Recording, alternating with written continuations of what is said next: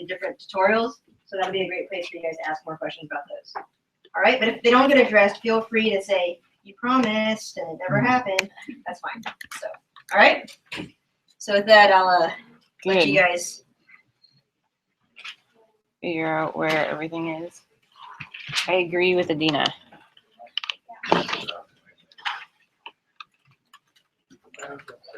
I feel like this is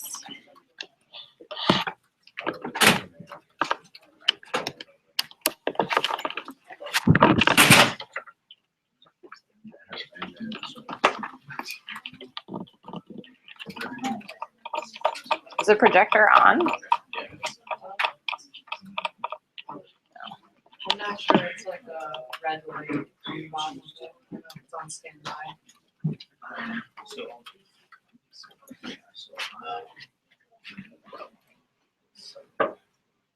Is it making noise? I think it's on now.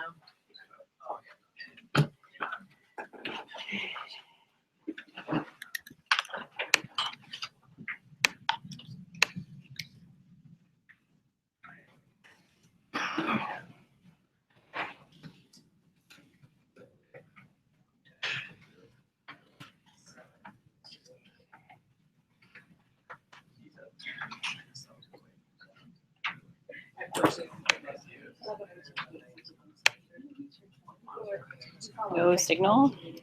Yeah.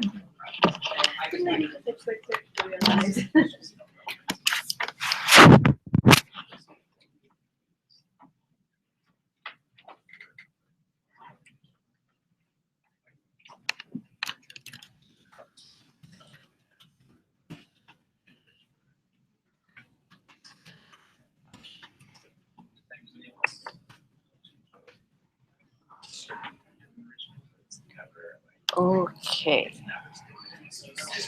This.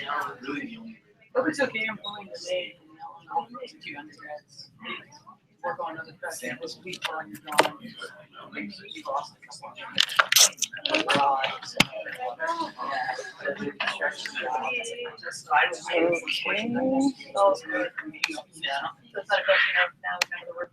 That's tiny. Okay. Can you hear me at the speakers? Is it coming out there? Yeah, we're trying to get it set up on.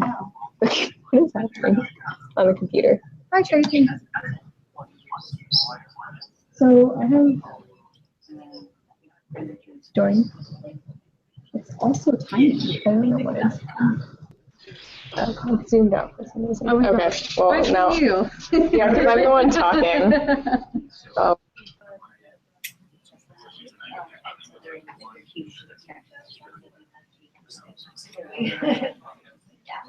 Here we go again. Yeah.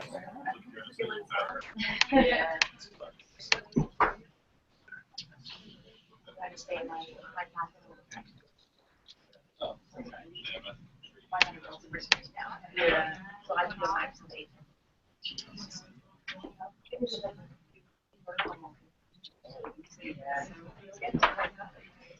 Yeah. That's things with this all phase instruction.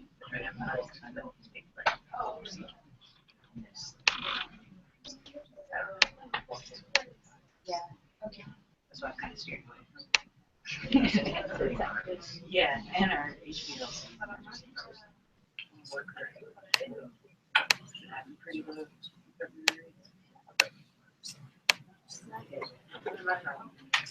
Yeah. That's a good idea.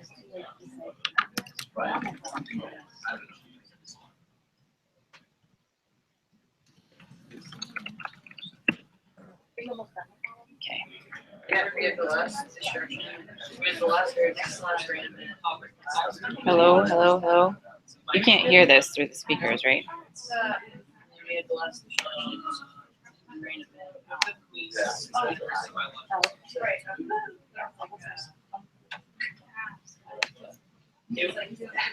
Poor Phil, I think he's gonna be in charge of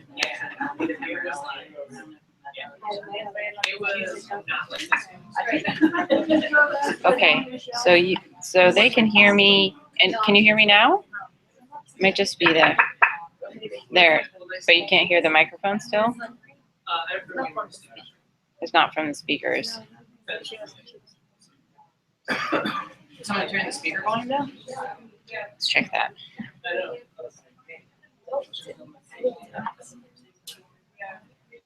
And I mean, the sound from turning it up is there. You can hear it.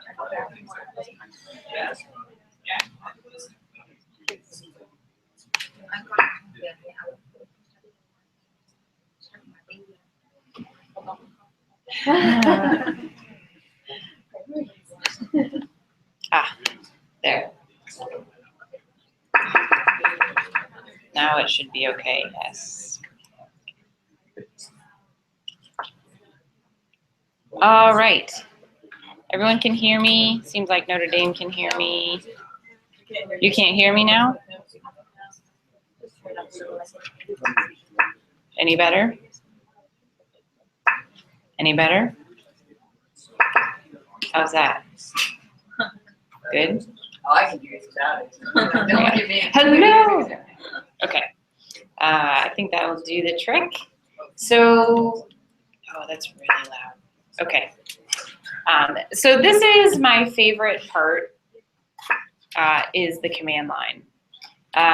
And so we're going to talk about in this session. So with this morning, we've talked a lot about the motivation for what we're going to do throughout the rest of the workshop, right? What kinds of questions do we have? How do we need to think about those questions? But between those questions that we have and the answers or the ability to do any kind of like visualization is this whole data analysis piece that really involves working with genomic data and wrangling it from its FASTQ format into some format where we can do some kind of statistical analysis related to our metadata. And so all of these pieces right now require the command line. So who's had any experience working at the command line? Yeah, okay.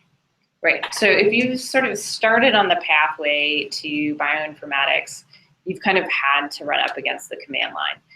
So what we're gonna do here, I'm gonna talk about cloud computing and get everyone on Amazon computers and talk about why that's useful. And then we're gonna run through an introduction to the command line. So even if you already are somewhat familiar with the command line, there's always new stuff, and so you can follow along, help your neighbor, but it's really kind of a foundational piece and enables you to do a lot of the bioinformatics because maybe you're getting stuck on installation, maybe you're getting stuck on not understanding where your pathways are. So if you have worked at the command line, how many people have been frustrated with the process? Right, okay. Right, so I say Unix is user-friendly. It's just very particular about who its friends are. So yeah, it's not the most easy entree, but once you get it down, it's super powerful and you can do basically anything you want. So that's why I love it so much. So the first thing that we're gonna do, if over here in the, in our tutorials here, where we've been going, are they linked at the top? There we go. Can I do what? Oh, switch off the light. Yes, probably.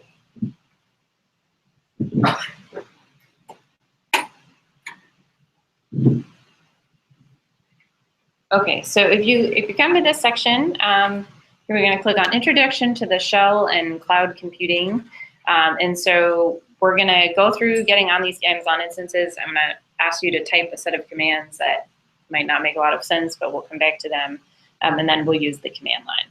So, but first, sort of an overview of cloud computing. I only have 3 slides. I don't really know why I have 3 slides, but I do. Because one has an exclamation point. Okay, so what is cloud computing? So when if you're working with genomics data, it's really basically impossible to do the kinds of analyses that you need to do on your laptop. Even when there was 454 data, you could get away with maybe having a more powerful desktop, but now you really can't do any of the analysis on your local computer. Is that better? I just don't like how loud I sound. Is that any better? No, There's speakers back there too. no. I mean, I can speak louder. It just echoes. Is that any better? The shrug is not a yes. Thank you. Okay, I'll just use my projecting voice. Okay. Was that so, Adina, is it so bad for you guys? This is terrible. Okay, anyway.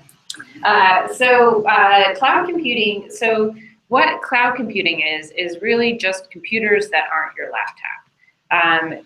So instead of running all of your analyses on your computers, cloud computing is a way to connect to other sets of computers that are big enough, have enough memory for you to be able to run your analyses. So at your local university, you might have an HPC, high performance computing cluster. It acts a little bit differently than how we're going to talk about these Amazon instances, but it's the same general concept. It's sort of remote computing. So the idea is that you're using your local computer, here with this pen, to connect to this cloud set of resources. And you can see there's a bunch of different computers there. So we're going to connect in this workshop. We're just going to use one remote computer. So it's just a computer that's more powerful than the one that we have here in front of us. But some things can be parallelized. In bioinformatics, that's actually not that many things. There's a lot of discussion about parallelizing things, but most bioinformatics programs aren't super smart. And so they don't actually parallelize things very well. But what we're going to do is we're going to attach to these computers and we're going to run our analyses on these remote computers.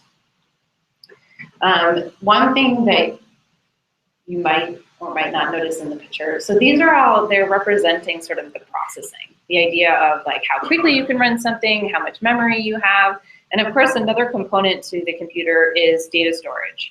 And so we're going to talk about data storage a little bit too. The computers that we're going to be working with today on Amazon EC2, they have some storage on these computers, but there's ways of storing even more data on other things that are sort of like external hard drives that you can attach in and do your analysis.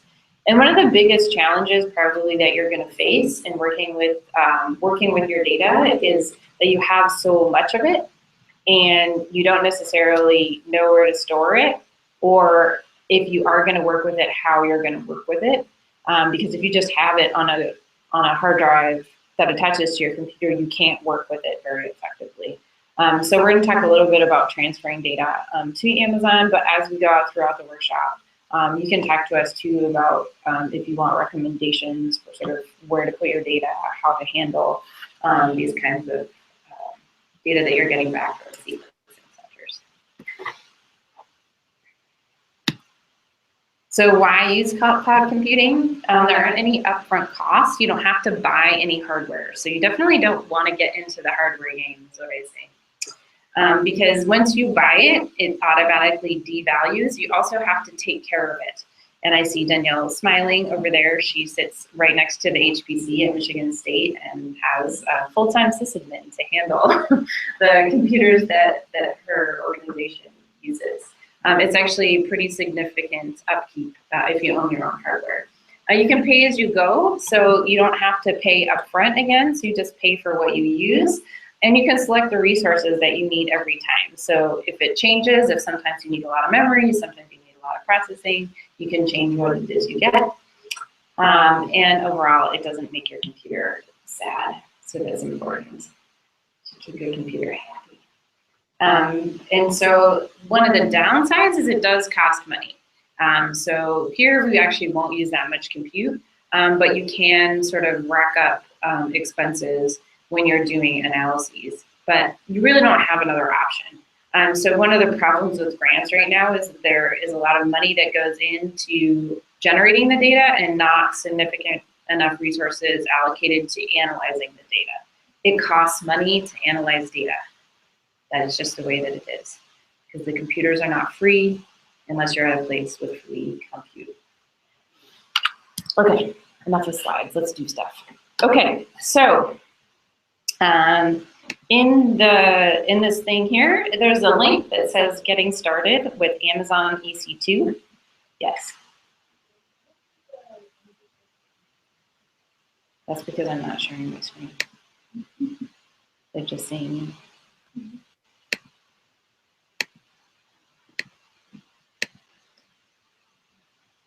Is that better? Okay. The infinite screens. Okay, so if we go to this, it says getting started with Amazon EC2.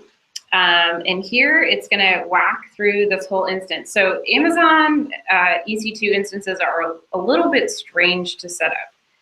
They don't extrapolate to like any other situation. This is just how you deal with Amazon. We are using Amazon because the costs are reasonable. They do offer some student and research credits. There's a research program too. And it's generally available across the world. There's also Microsoft Azure. There's iPlant/Cyverse, which has some free resources. Exceed is sponsored by the NSF, which is an HPC. So there's a lot of different options. Amazon is just one that's relatively well known and works really reliably. So there are, if you are interested in using other resources, let us know. We have instructions for things like Azure and Cyverse. But basically what happens is that we talked about on-demand compute, right? We had this guy and he had all these computers in the cloud. And so the point is all these computers are there, but what we need to do is we need to ask for one, basically. It's kind of called spinning it up. So what we're going to do here is we're going to start up a computer that we're going to use for this portion of the workshop. And we can start it up, and we can use it, and then we can stop it, and then we don't have to pay for it anymore. Okay. So we're going to come on over here, and I'm going to whack through this document, and some of the pictures might not be exactly right. So first thing we're going to do is we're going to go to this aws.amazon.com.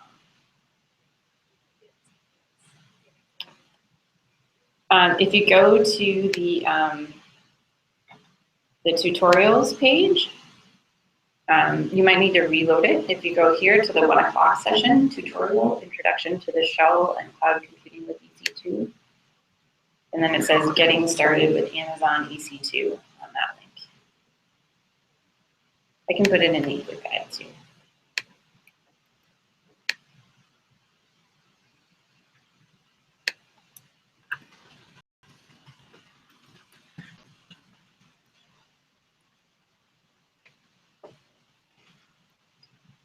Okay, so we go here and we already said you're going to sign into the console. So and then you have something that looks like this. And you can see here that we have EC2. Okay, so everybody's going to click on EC2.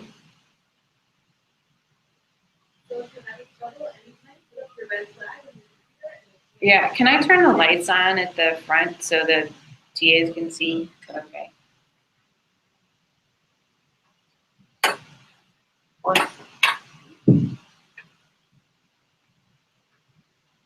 Okay, so here we have a screen that looks like this. Yeah, if something doesn't work along the way, just put up your red. We're going to come to this place here that says launch instance, right? Spin up our computer, please. A virtual server. And we're going to set with this screen, and it says that we can choose an Amazon machine image. And so what that means is that they pre-install a bunch of different machines. So like you have a Windows machine or a Mac, it's that operating system. So what they've done at Amazon is they've pre-installed certain machines for you. So there isn't a Mac one, but there's different Linux ones and there's a Windows one. There also, when we talk tomorrow, you can also set up these instances to have software installed, to have data installed. So it can look like basically a computer that you walk up to all the time that's pre-installed with everything that you need. We're going to select Ubuntu here. So you click select. and you'll get to this page here. So we've selected an Ubuntu machine. That's a type of Linux. There's just kind of a lot of different flavors. It's a version of Linux. We've selected that one. Now it asks us what kind we want. And so you can see here that they have these different types, nano, micro, small, medium, large. It tells you a little bit kind of what it's about, but you can see that it tells you the number of CPUs. That's kind of how fast it's going to be able to run. And it tells you how much memory you have in gigabytes. So as you move up, they start to be more expensive. So, thank you. Okay. Okay, so everyone should, if you're on this page, put up your green sticky note or blue or whatever color it is.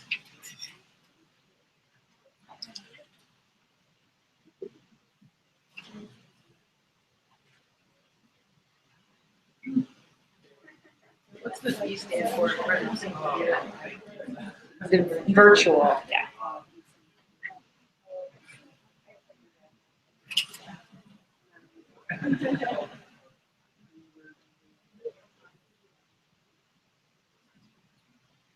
It's looking promising.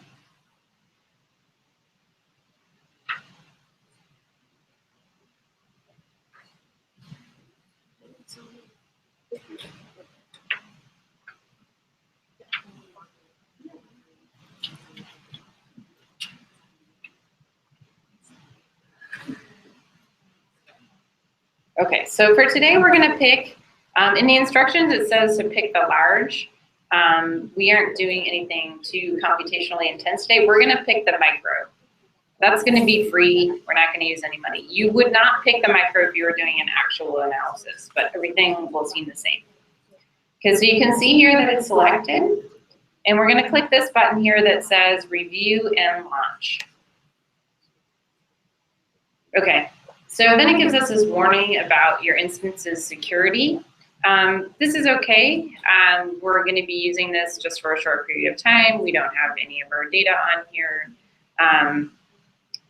If you wanted to be, this isn't bad security by default, but if you wanted to be more secure, then you would take the advice of the orange box here. Okay, so, but we're happy with our security, default security settings. And if you scroll down here, these security groups here, it says SSH. That's how we're going to access these machines. It's called Secure Shell. So this is telling us that we can access the machines this way. So we've selected our instance, and now we're going to click Launch. So you should get a screen that looks like this. This is the weird part of Amazon. Okay, so usually a Linux machine, it will require a username and password. But Amazon, instead of having you set that up right now, what it does is it has you make a key pair. So it basically, here's your computer, and what it's having you do is make a key that will unlock that computer. So at this step, it's saying, please make your key. This key will be unique to your computer's lock, and that is how you will connect from your computer to this computer you're creating. So we're going to say create a new key pair, and we're going to name it something. Let's name it something meaningful. Let's say edamame shell. I already have one lesson. You know, edamame shell, something like that.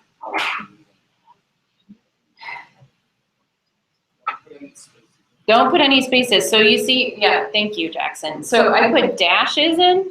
In general, in Linux, you do not want spaces. Dashes, underscore, camel case, where you go up and down with letters, uppercase, lowercase, those are all fine. Spaces are bad.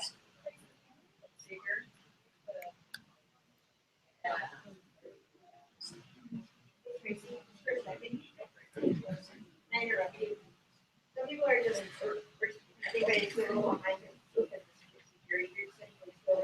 Sure, let's go back. You guys stop me anytime. Please, thank you, Adina. Okay, I have to make it smaller, otherwise stuff doesn't fit on the screen. Okay, so you clicked We were back here and we clicked launch instance, right? And we clicked Ubuntu. Is everyone good with this? Do you understand why we're doing this? What's Ubuntu? Besides a weird word. It's a Linux distribution, yeah, Linux flavor, perfect. Okay, so that's the one we want. We come here, we're selecting, what are we selecting here? What are we selecting at our next step? The performance, yeah, exactly. So the first thing that we select, first we select our operating system.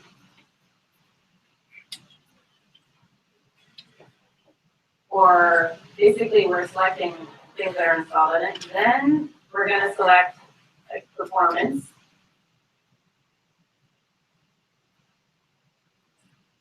Right. I think I'm using the wrong pens. Okay, so performance. And we'll say, okay, now we know what we want on there, how much we want. We're going to say review and launch. So this looks angry, right?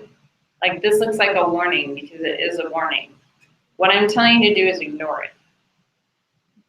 But if we have questions about why you should ignore it, we can talk about that. Are there questions about what this is and why we might want to ignore it or not ignore it? No. Just ignore it. I mean, come on, like all the time when Adobe tries to install something for the 100th time. This is a similar scenario. If you are working with human subjects data, do not ignore this warning, right? But most of the time, this does not matter. They're just overly cautious. Mm-hmm. So when I worked through that tutorial on my own, I had a lot of ads. You don't need all of those things, yeah. So with the instance here, when you set up a spot instance request, they normally let you know pricing per hour.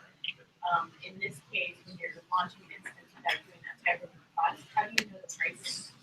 So the pricing is stated. So the question is, how do you know the pricing? Amazon has a page with instance costs.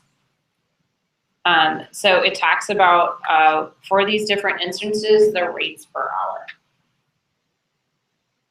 Ashley? North Virginia. Yeah, I skipped that. Okay, so this is a really also weird thing about Amazon.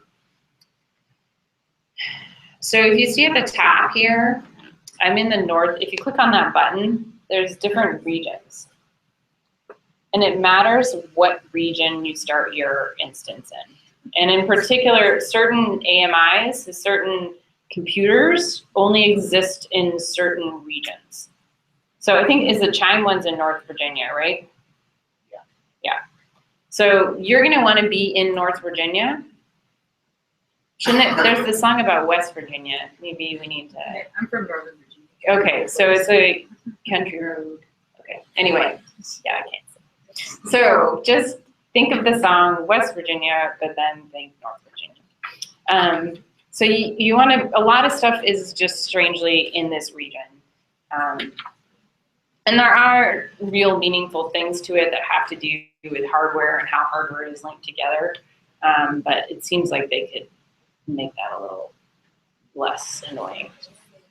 I've definitely done it where I've gotten the wrong region and then not found what I needed to find. Okay, so now we're gonna click, so we've gone through, we're gonna click launch. Okay, so now we have this here. And it's with the key pair, so we're gonna create our fancy key that's gonna unlock our fancy computer. So we're gonna say create a new key pair. And we're gonna name it something. It doesn't matter what you name it. You can name it anything you want. And you're gonna say download key pair because you need to hold on to this key that you're creating. And it's gonna go boing, and it's gonna end up in your default downloads directory, and it looks like this. You don't need to look at it. It's basically the key is a random string of characters. That it's going to match that random string of characters on your computer side. Do we save that somewhere then? So you'll save it somewhere. So if you say download key pair on the Mac, it defaults to wherever your default download directory is. I imagine it does the same on Windows. When you click download, it should download it somewhere. If you search for PEM, It doesn't matter where we save it. it doesn't matter where you save it, but remember where you save it. I'm gonna give you guys something else. I think we did that last time, but I think it doesn't work. Let me just log. Yeah, we can do, I log in. Is that okay? they don't need it right now though. It's because they're Mexican credit cards, so they're not verified with Amazon. Oh, I see. With this, I run into this before. I'll just log in. Okay. I log in online, and then we'll get this resolved. Okay. Remember last time this took a few days. I don't know why they didn't remember. Let me log out. Okay. So we're gonna click, we have our key. So we're gonna say launch instance. And it says instances because you can launch more than one at once.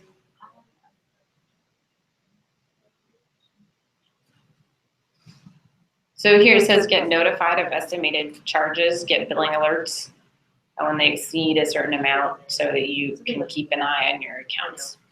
So Okay. So here it says now they're launching, so our computer's starting up. We can say now view launch log. It's all launched. So if we now click on this, they've been initiated, click on this link here. Amazon, the free ones are small computers. The bigger ones you pay for, so you just select my big computer. Are you on micro? I'm on micro, yeah. It says instance type T2 micro. Sarah, yours is pretty large, so you just need to change it. Okay, so now we can see here, we've launched our instance, our T2 micro. It's in this east zone. It's running, it says.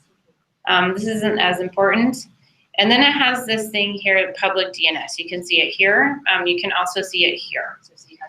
This is now the address of this computer. So now basically you've made your key to this computer. Now you have the address of that computer. So it's like a house. You've just created a house and you have the key to the house. So now what we want to go do is walk in the door of the house. It doesn't look that nice. It's not that well decorated, but you know, that's how houses come. Okay, so blue sticky notes up if you see this screen. Red sticky notes up if you do not yet have this screen. Yep, create a new. And then you can name it whatever you want. No spaces, though, is better. Just one word. This is the hardest part. You give them the pep talk about how this is always hard. This is always hard. It's always hard. No, this is the worst part of any class. Yeah. This part, Yeah. and installation can be a pain too. So if you're installing new software on your computer, that is the most frustrating part because there's no fun in it. You're not doing anything cool. It was hard everywhere. That's right. There's a reason you haven't done it yet. It's because it's annoying and doesn't make sense. No crying. There's definitely crying in bioinformatics. I'm sorry. You say that? No, there's crying in bioinformatics. Yeah, definitely. If there's not, you're really not doing it right. Yeah. Do they need the time extension right now? Is it okay? No. They're okay right now. Yeah, it doesn't matter. Later on. Yeah. So next time, make sure you drag this to one Carolina. But here today is okay. It's okay today, but for the next time, it's better. So then your organs is right here. You could change it So to. next time we change this to, for the next time. But today is okay. Okay? All right, Ricardo, let's get you. Oh, yours. Oh, because you never did this with me when we were in Mexico. That's why hers was so busy. I just In think Mexico, we did it together. But, so you can do this, it takes them a couple of days to verify. Put your credit card in. I can give him a key, an Amazon key on a USB. Oh, you need my phone number? Maybe you use my phone number. It's 319. It's, I want them to work for them forever. If I don't get this set up for them, they won't be able to use it. That's what it said. Yeah, so we're taking our time right now just to make sure everyone's on the same page. It's worth it. Yeah, so I would change on that. Unless you already have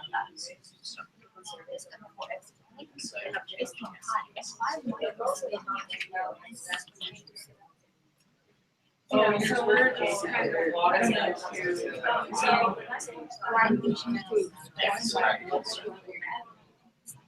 yeah, so that's just talking about the, we're logging into, we're trying to log into like, so first we have to select like the operating system.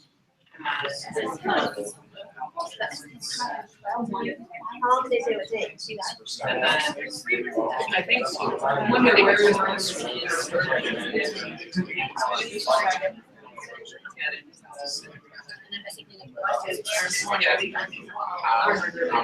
I think you're now on the language.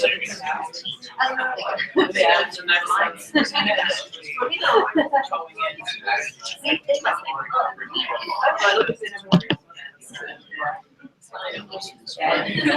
You're in your experience with the FBI and all sharing that's what you get out of it. Yeah. Yep. Can you log out? You should be able to sure. Log out? Yes. And log in. Sorry. Yeah. Yes. Alright, for now, I let you use my account, and later this will get this set up. I think they'll call me, but I'll get to punch it in, but I don't know why they're not calling me right away. Yeah, we're gonna be, there's gonna be. So you can start using this one now?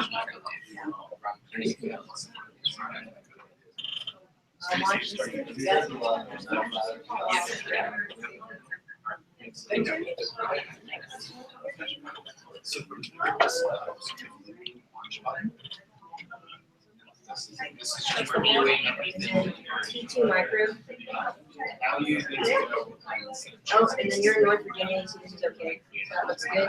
Actually, you can just go straight to review and launch. How far away is Michigan? You can ignore this. It's about an hour and a half. Whoa. Look at the rain. And you would choose new. Not existing, choose new. Create new. Name it, Ricardo. Excellent, awesome. Beer. Download key pair. It downloads it onto your computer. So it's like a lock and key. So right now there's a lock on the computer in the cloud, and this is the key to unlock that lock. And you can launch it. So here's your key pair. Download. Now, if you go and click on here, this IAC, your screen will match. Yeah. So, This will turn green. Right now it's like booting out. Getting rid of it. I think Amazon will call me eventually, and then I'll remember. yeah. Or choose Yeah. Yeah, I'll check it later. Yeah. Okay. Okay, good. Is there any red? TAs, alert me if there's red. One red still? Okay.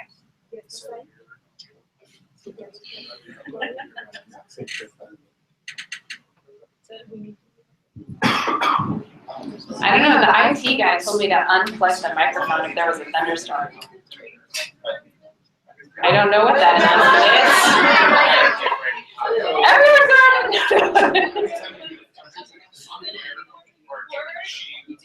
Tornadoes in this area. Last year we had a tornado warning, but not a real tornado. In the event of a tornado, if you're in the orchard dorms, the tornado shelters are in the shared bathroom inside. Check your orchard dorm room door, and it will tell you where to go in the event of a tornado for a tornado shelter. And I think the bathrooms are usually that.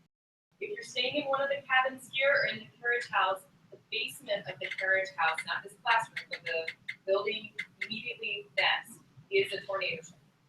There's another tornado shelter in this building in the basement. And so if we get a tornado right now, we all go downstairs. Okay? And there's an alarm, right, Ashley? Oh, we'll know where the tornado shelters are. So we'll come back on the door, and maybe your packet, your information packet has something. The moral of the story is figure out where your tornado shelters are, because you may need to use it, and you may want to bring like a bottle of wine with you.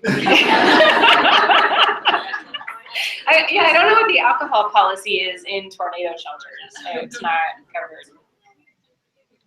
Don't ask, don't. Don't ask, don't tell. If you make it. Okay. Almost. The paper that you sent.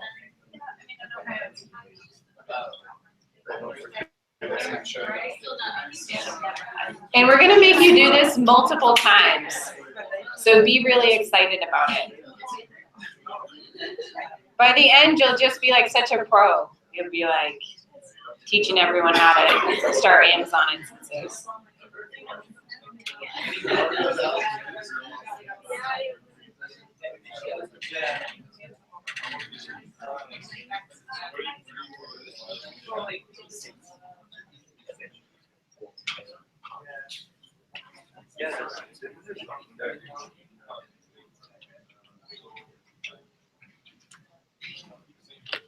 I'm gonna turn my microphone off. I actually never liked the rain in the rain. Alright, that's not nice. Rather like slip, dry, you know, like, you know, next week. That's, you can't.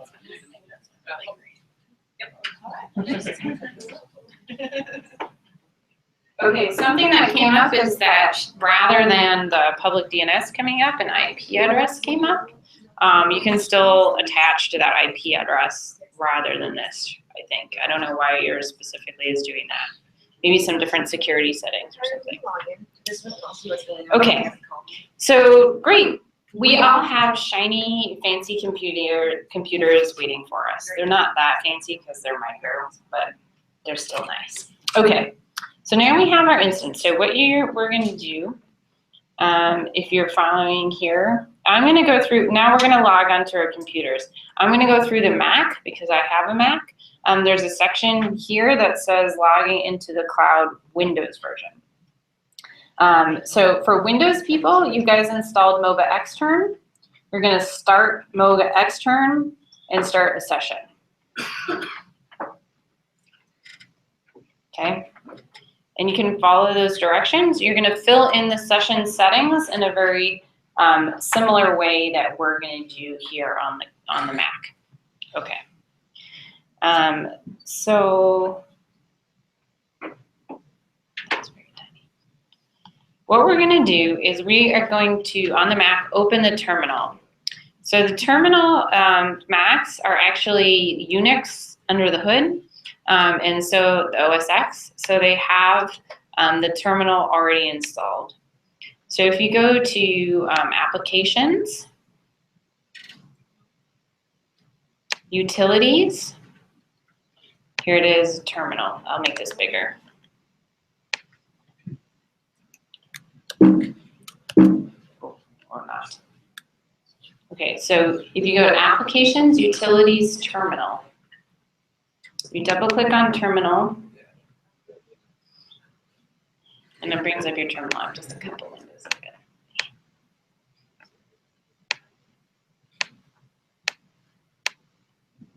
Okay. You probably got a new window that popped up, but if you didn't, you can say Shell New Window, and you can pick any. So if you said Basic, I'm going to do Basic because that's easiest for you to see, white and black.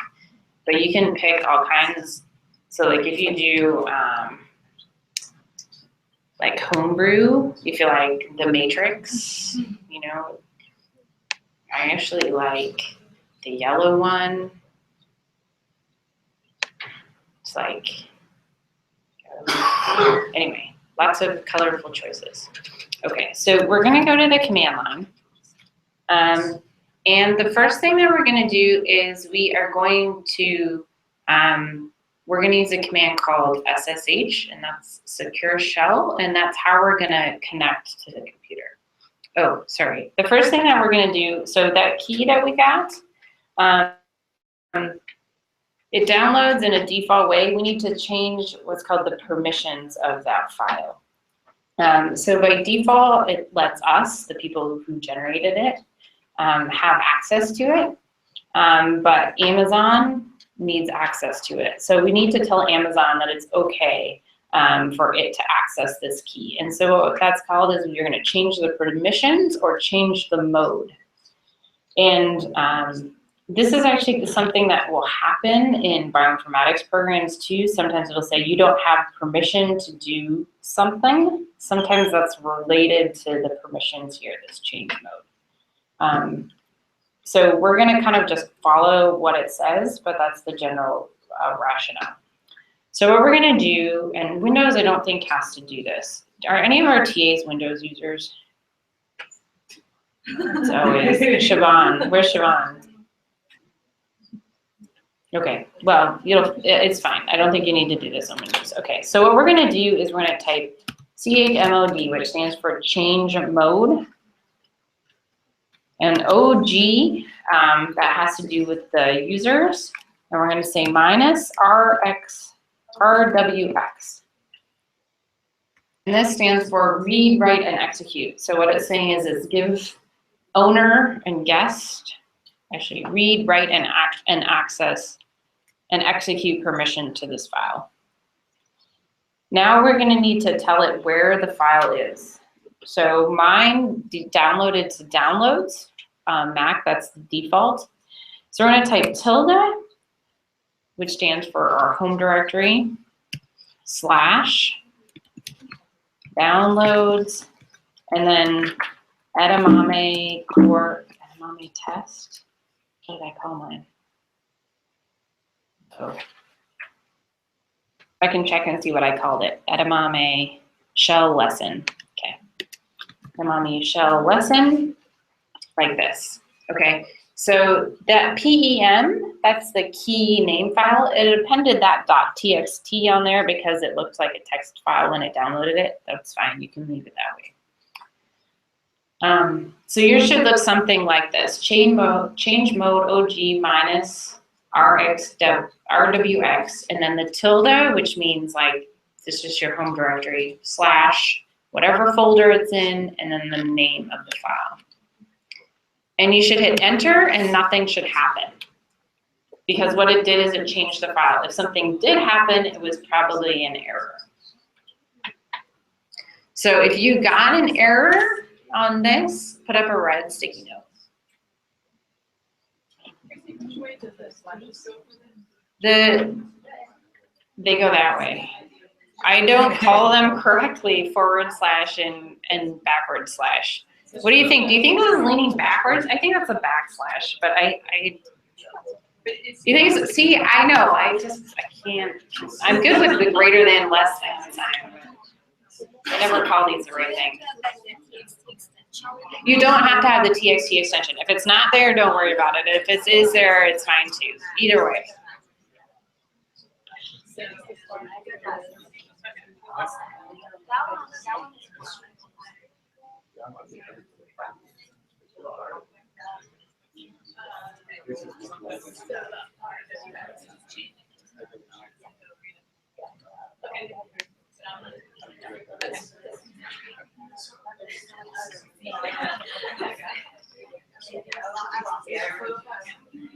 So once you've created this key, and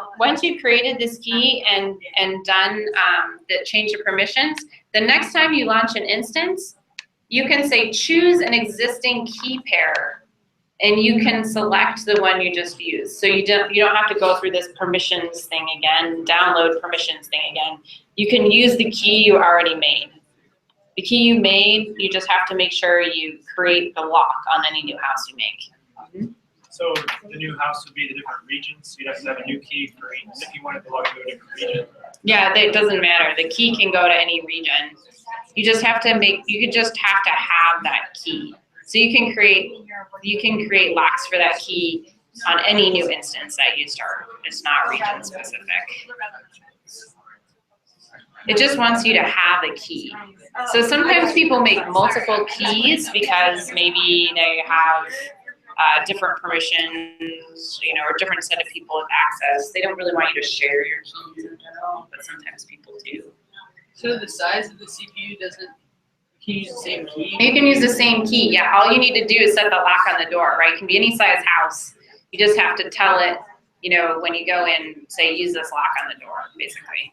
I have the key, use this lock.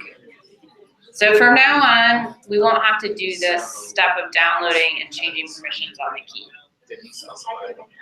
But it does want you, it says it wants you to acknowledge that you have that key, right? Because if the locksmith puts that lock on your door and you don't have the key, then you can't get back in, right? So it wants to make sure that you have that key.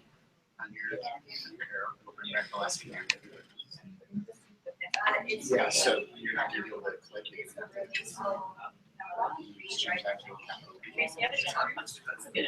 Will you, is there a benefit of using Windows or Mac for this, or is it all about how you get to it? Yeah, it's all how you get there. So, for this, so the question was, is there a benefit to using Windows or Mac for this? The great thing is it doesn't matter at all. All we're doing is using this as a way to connect to this other computer, and then everything else is exactly the same. So it's actually super awesome for these workshops because we don't have any differences between Windows and Mac users. Yeah.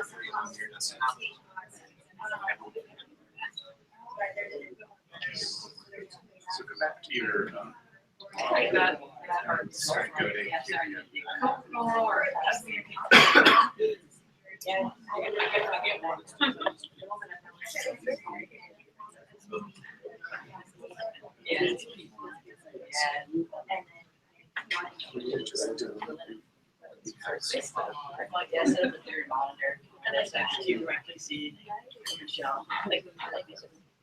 sorry, go back to that window you just had. Yes. Sorry. Okay, sorry, I see what happened. Go back here. Delete the .txt.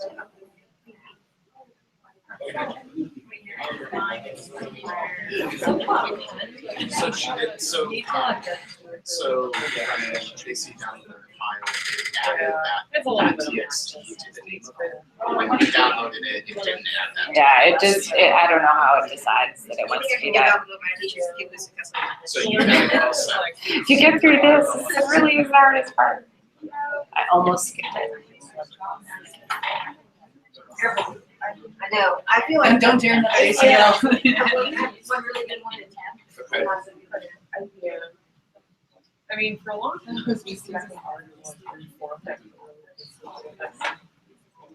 So did you? Oh, we have a red. Do we have a bonus keys? Perfect. So I learned how to use it in bios class. And then for a while, it was like ASU. Right when you start it, not when you connect to it. So you're already being charged. You actually can max out.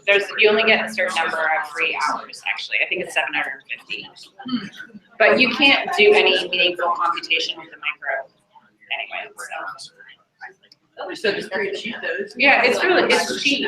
It's where the costs start to come in is if you need a lot of memory, which you actually do for a lot of bioinformatics things. They're kind of memory hogs. That's the major limitation more than processing. Yes.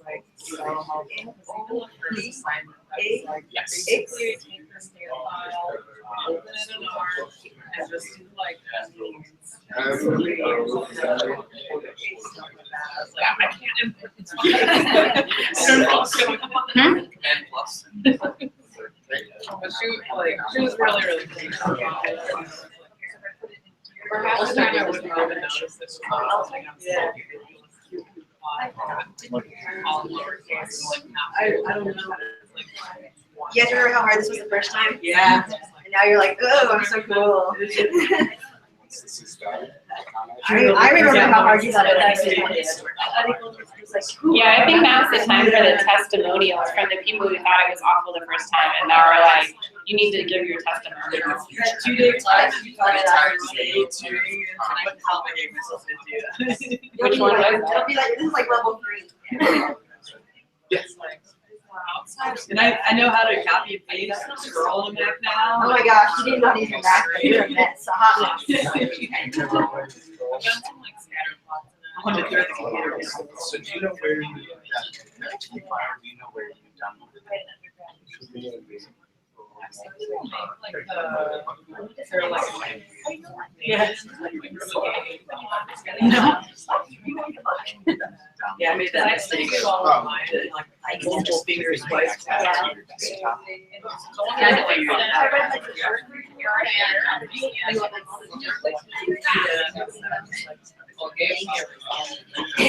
That's gonna make things so much easier. So now you can type in all that up to RWS. So like CH.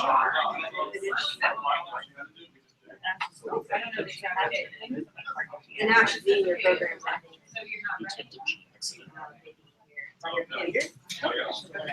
Nope, not that one. I think it's over here. I mean, even if I make Just it keep doing hard. that. In the application. Oh, here it is. Here it is. I see it. So here you have again, so you need to go back.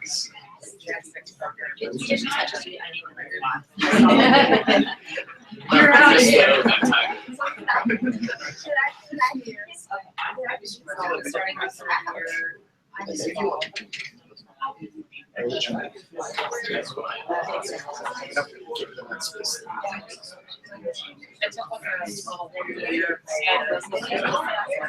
Okay. Are you good now? Okay, now yours looks like hers. So the first thing you have to do is, right now, so this is like, when you open, for example, this binder, you know, it goes to certain places, sometimes you can navigate. What's the name of Here or here. your key? So on this one, right now, you're in, when you first open it, but your file is in this downloads folder. So you can write that in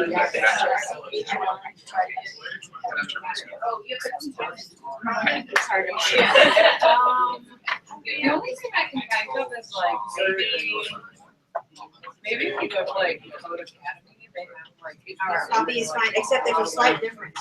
Yours you named key first. Tracy named hers EDAMAME shell lesson. You named yours remember? Yeah. So you have to change that.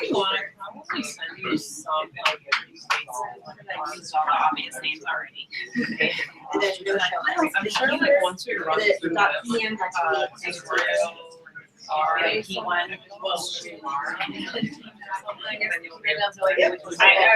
yeah, that's why I do have to give them meaningful names, otherwise I don't. So here, downloads. It's variable drawings. It's guys. Okay. Seriously? Yeah. See there? Okay, I think we're gonna do the next command in the lesson, and then we can let people catch up. Okay, so now we've changed the permissions on our key. Now we're going to go into the house. So we're gonna say SSH, and this is written, but minus I. Minus I means you use this key. I don't actually know what the I stands for here, but so we're gonna say the same thing. Downloads, EDAMAME shell lesson. The reason I'm not actually a super fast typer, it's called tab complete. If you start typing something and nothing else matches that, it'll tab complete it for you. We will revisit tab complete because it's the most amazing and important thing you'll learn this whole time. That and up arrow. Okay, so you're gonna type that. And then you are going to say Ubuntu. That's the username of this machine we just made. And we're gonna say username Ubuntu @ so it's kind of like an email address. Ubuntu is the user @ and then we're gonna paste in, oh dear. Maybe nope. You're gonna paste in that public DNS. So when you're back over here, if you go to, I'm sorry, I'm going a weird route. Get it? Okay, got it. It's in desktop.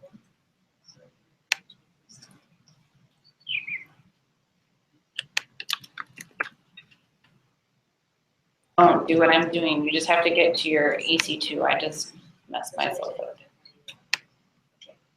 Now you're caught up. Okay, so you should see, I have 3 running instances because I started a couple. So here is this public DNS of the one I just started, I think. So you're gonna copy that. Yours might be looking, if you clicked on that one in particular, you could see it down here. You're gonna copy that. That says the address of your house. So Ubuntu app, and then you're gonna hit enter. It's gonna look like this. It says the authenticity cannot be established. This will only happen the first time that you are going into the house.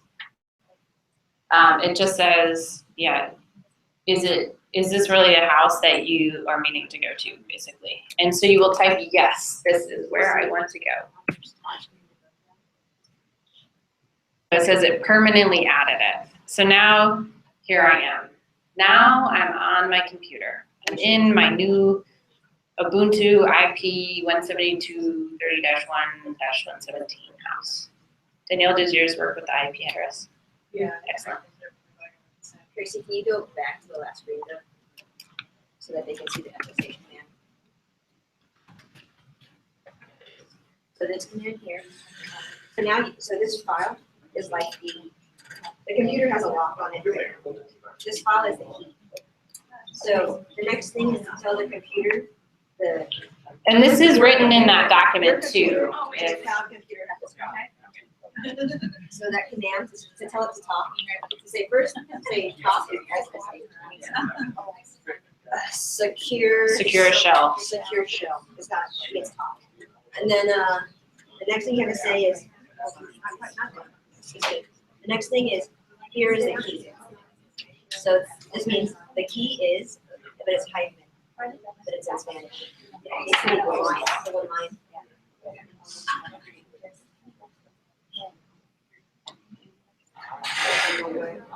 There it is. So dash I. So Windows people, are yours working okay with that little extra? Location of your font. So it's yep, you can copy that. No, just the location. Yeah, just yeah. To the little tilt, to the little curvy. It's tricky.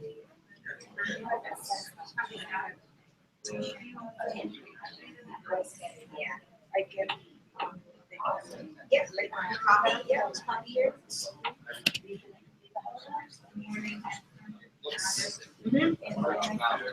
That looks good. Almost there. Right now, we just go up is the last thing. Up.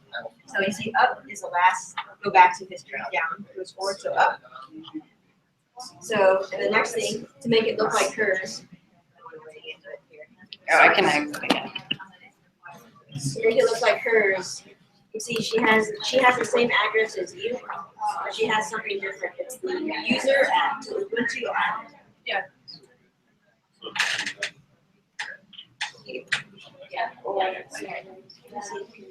So you're missing that.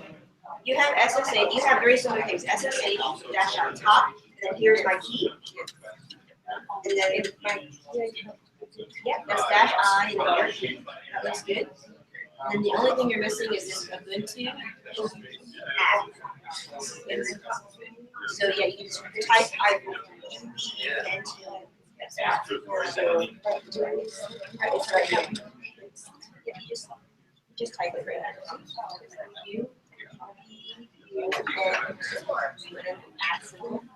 Here. Now yours looks really similar to hers, right? You see you have the SSH-I key, and then the address, the user at your address, which is your computer. It ends in .com. So if you hit enter now. So just. There you go. It's gonna, so now it's saying, okay, talk to that computer, here is the key, that is the address, and now you're doing it. It's so hard, right? It's so hard. But you'll do it, you'll literally do it 12 times the next week, so Yeah. you have lots of practice. Yeah, if this wasn't super great, don't worry, I'll have plenty of opportunities to do it again. Okay, I think that almost all of us are in our shiny new house computers. Oh, we have one more red, okay. Okay, so I'm gonna get you started on running through some commands that are gonna prepare us for the next set. So if you look at the documentation,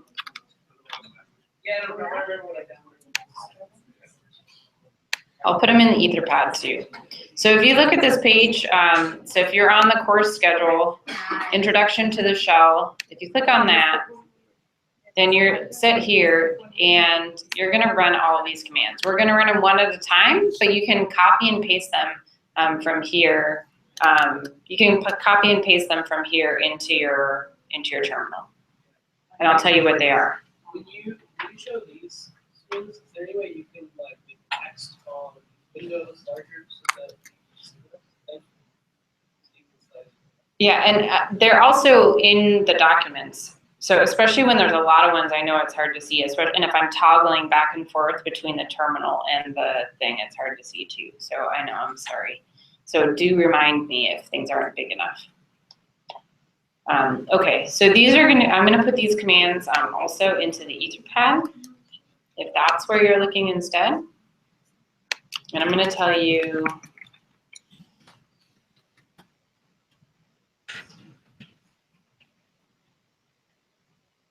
okay, so we're on our EC2, our machine, but this machine doesn't have anything on it. Other machines that we're gonna work with over the rest of the workshop will have things on them. So how can we tell that there's really not, I mean, it has the operating system on it, but it doesn't have any data, it doesn't have many programs installed. So the first thing that we're gonna do, if we type LS, so LS stands for list. And so that's gonna give us a list of everything that we see. And so we can see that there's nothing here. And so for the exercises that we wanna work with, we're gonna wanna have some data that we're gonna use to go through learning about using the command line. So we're gonna make a directory to work in, and the command for make a directory is mkdir. And so we're gonna make a directory. Please use the same names, otherwise the commands will be different as we go forward. So you can name them anything in theory, but it's easier if we all name them the same thing. mkdir tutorial. So now if I type ls again, I can see now that I have something there. It's blue colored, and that means it's a directory. So now we have made this directory. So this is really, in Unix, we have to navigate through the whole file system all at the command line. So whereas normally, right, if I was in my Finder or at Windows, right, if I'm in my, I would say, you know, file, new folder, and I would call it tutorials. Tutorial, right? And then I would go into that directory by double clicking on it. We can't do any of that when we're at the command line. So instead, we have to use these commands to navigate around on our computer. And so here we've made the directory like I would have on my computer. And if we want to move into that directory, we can't double click. So we use the command cd, which stands for change directory. So when we do that, now let's type ls again. So there's nothing here. All we did was we made an empty directory, just like we did here. There's nothing in it. But you can see now that it says that we're in that tutorial directory. It tells us where we are. Okay. So now that we're in this directory, we're going to make another directory and we're going to call it data. I'm going to say mkdir and we're going to call it data.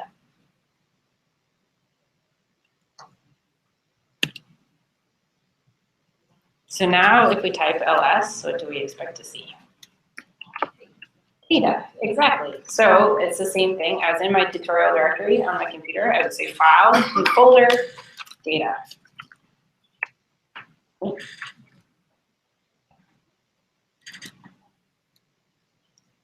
So now I made this, and now I'm going to go into the data directory because what we're going to do is we're going to download some data to this computer into our data directory. So we're going to say change directory cd data to ls. This is kind of, I don't know, everybody kind of has their own workflow when they work in Linux, but kind of when I change directories by default, almost I type ls because I just kind of want to see where I am or make sure that names are what I'm expecting. So it's sort of like you kind of whack into them and you look around basically. Okay, so you're going to copy paste the command that I have here. And this command is called curl, and I'll explain what it means. Okay, so curl is a way of transferring data. There's another one that we're going to use called wget. We're going to cover transferring data onto these computers, but it's a way of going to get. So what I did is I made a directory, made something, a Dropbox link, and then I'm saying get that data from that Dropbox link. And then I'm saying put it into this download directory. So now if we type ls, we see this file, download.zip. Okay, and we have one last command that is not super, okay, so now, so now you have zip files on your computer, right? When you download things and you double click it and it opens, again, we can't double click it here, but there's a program called unzip. So we're gonna say unzip, download.zip.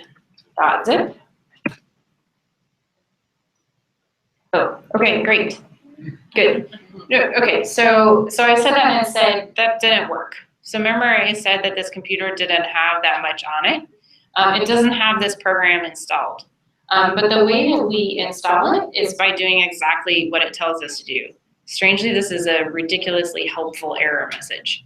This is not always the case, but here it is. And so what it's saying apt-get install, that means install. That's Linux speak for, or actually Ubuntu Linux speak for installation.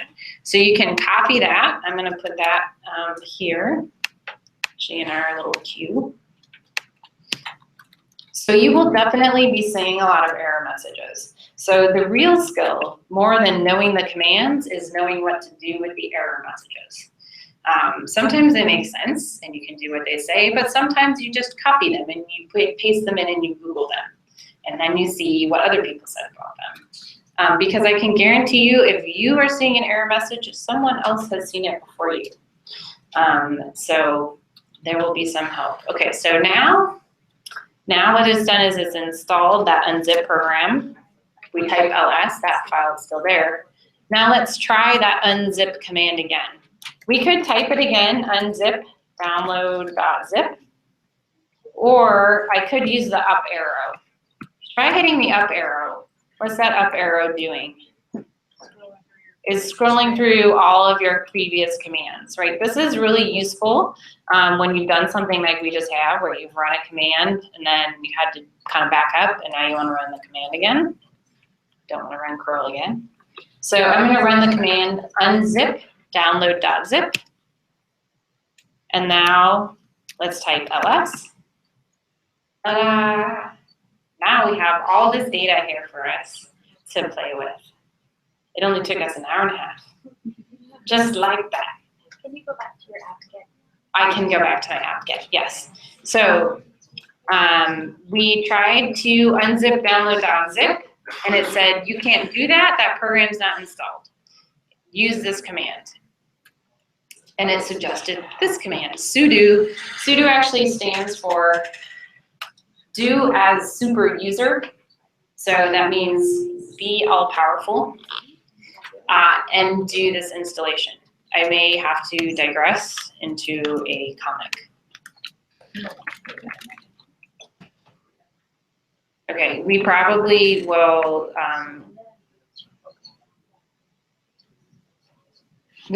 digress into XKCD comics over time. So here, the XKCD is a comic that has a lot of, I don't know, whatever they are, computery type jokes. So here he says, you know, make me a sandwich. What? Make it yourself. Sudo, make me a sandwich. Okay, because he is the all-powerful sudo. So you can just try that at home and see how it works for you. I haven't had a lot of luck, to be honest, but one day. Okay.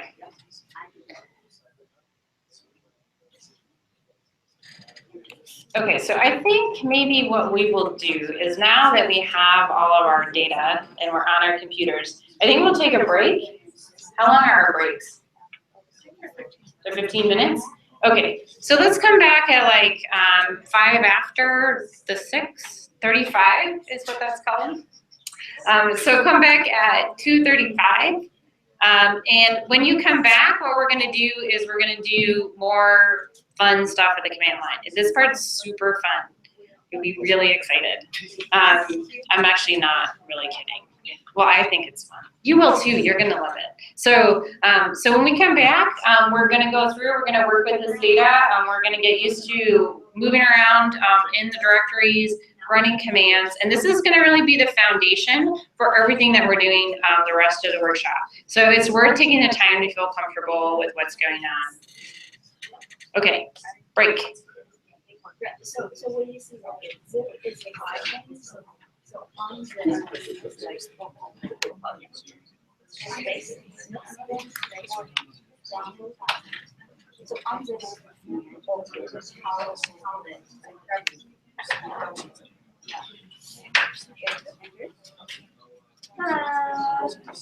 and now you put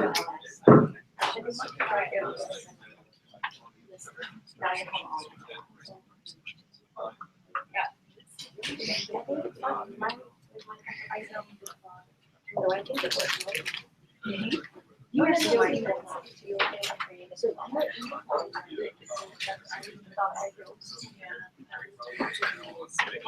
yeah. So your computer is talking to another computer, telling the computer go down low, so it's not like somewhere else. And then the computers, that's this is like a and then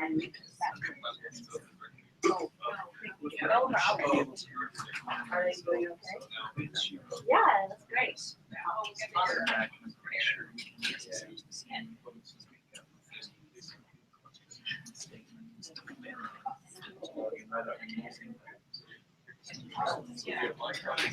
Yeah, so like, for example.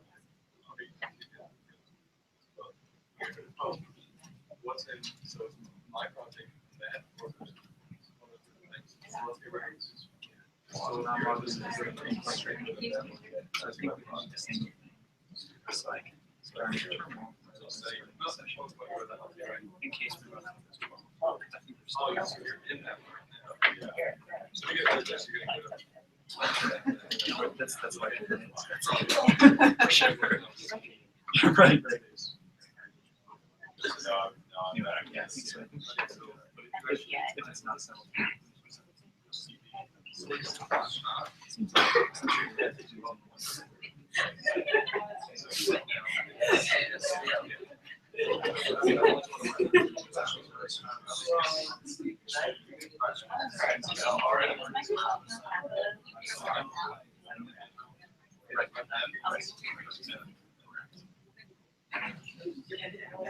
So that's, you can tap anything. Yeah, this is the one that's tap it out. You have something else that is A, you want to tap it out. So you can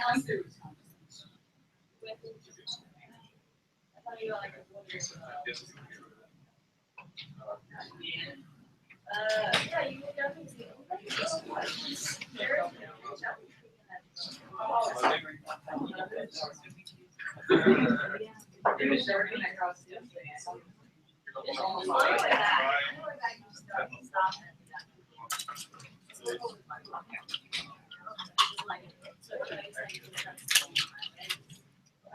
Oh, you're still trying to.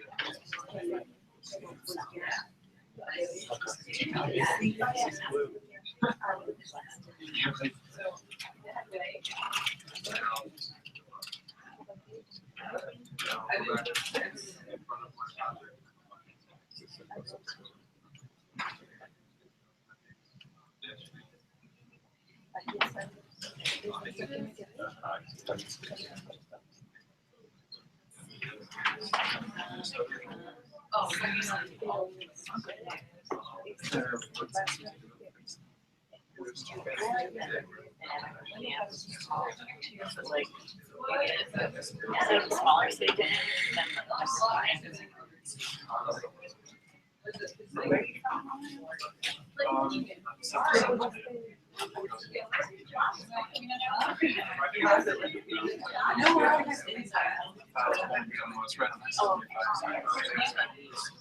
Yeah.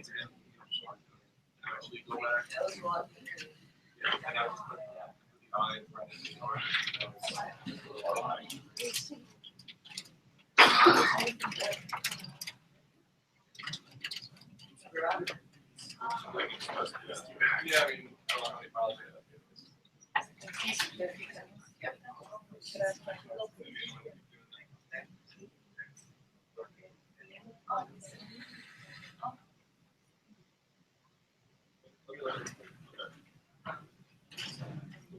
that's gonna be annoying to do.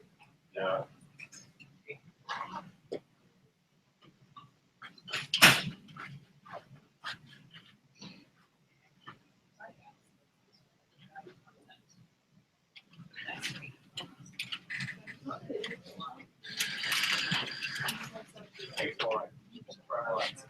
Instead of I.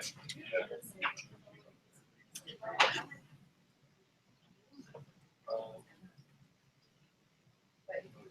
Actually, that's R, that, yeah, R, yeah. Thank you, everybody. Write that down. Yeah.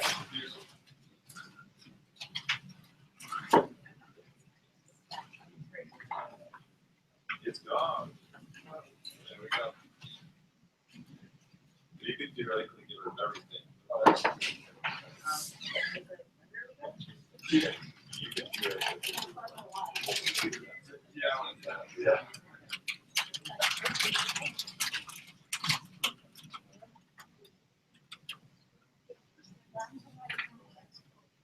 So,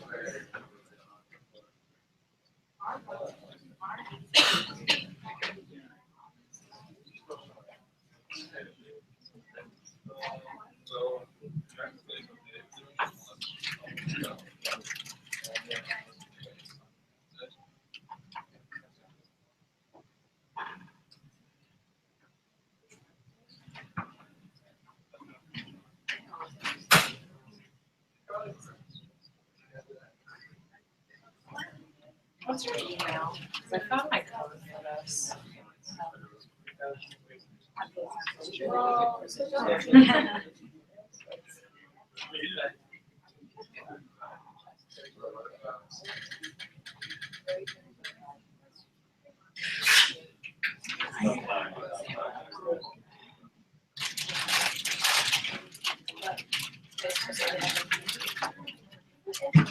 So this is actually some of the diversity.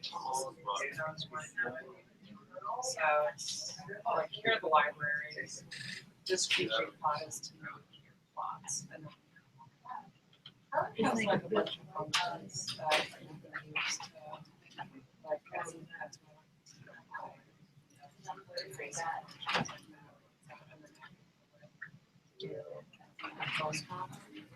as So what I was doing, yeah. These are like my packages. Sometimes we need to go. And sometimes we need to change like packages. You can actually go download these first, and then after you download them, order to. Oh, that means I'm gonna want to change something like sound on the file where I just make some big file. So you can add something to the big file. So you made it directly, so you made like. Yeah. Make an active file. Yep. And then you change. So you will. So that means like go there and then make another folder. Yep. And then you can change the data by downloading something. You also do that, so that's another folder. So that's a folder, it's for my salary.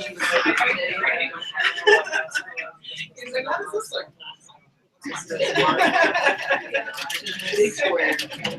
Would be square. I know.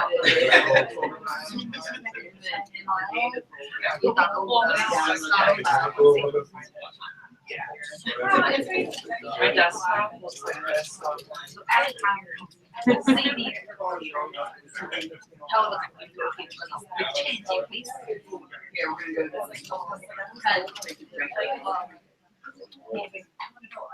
this. Right.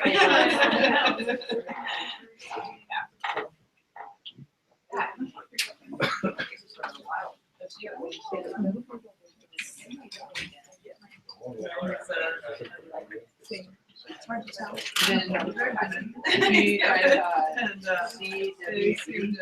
That seems for current working directory, to shares where you are. Yeah. So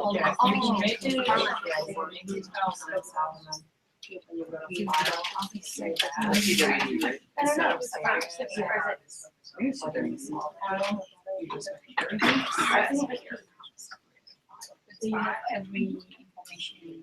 There's any community. All the information. Yeah. And then, you know, you can still work. That's good, that's what we're trying to do. So we're trying not to add Yeah. any additional comment, so that I can follow So here, I was just working. exactly what it is. And so if I have that loaded now.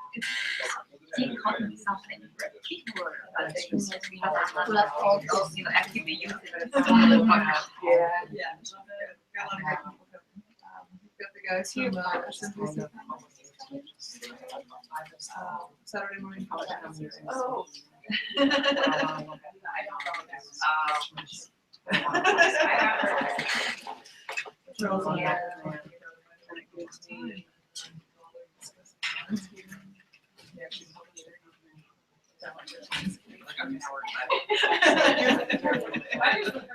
I think I read I should make a description.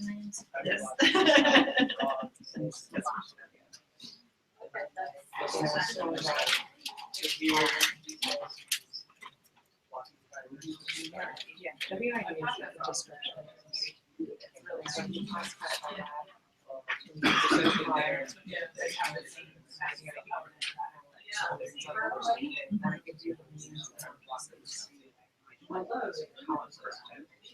Yeah, usually I have a problem with what is you want to do, and then what.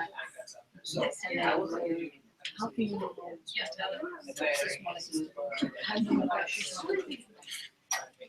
Well, it's kind of like water and trying to. So the way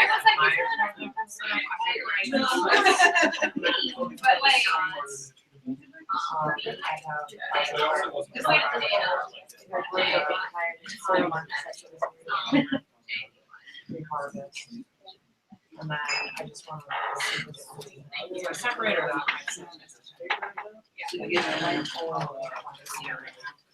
But I want to. Maybe I'll make breakfast tomorrow, now that sometimes changed over. So the reason that I used the IDs here Should we ask troubleshooting questions or what?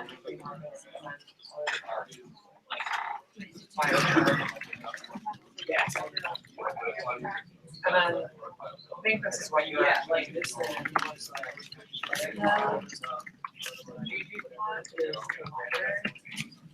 and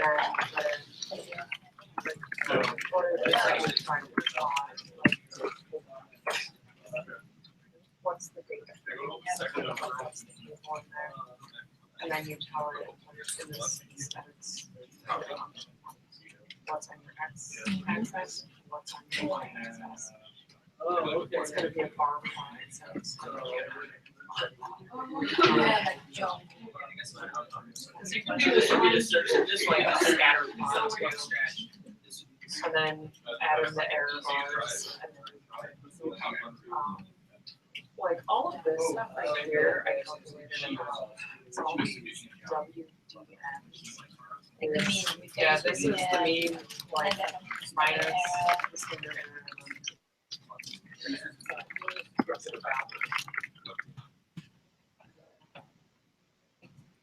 So, I didn't want to legend in there.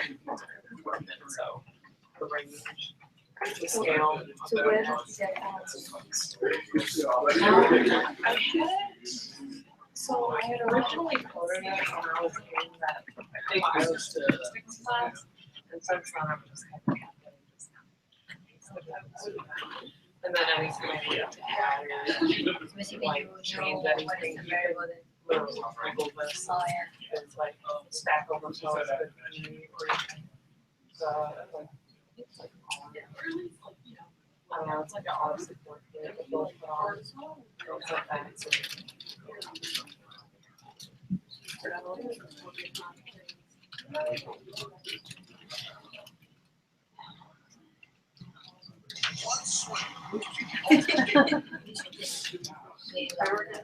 Yeah. Yeah.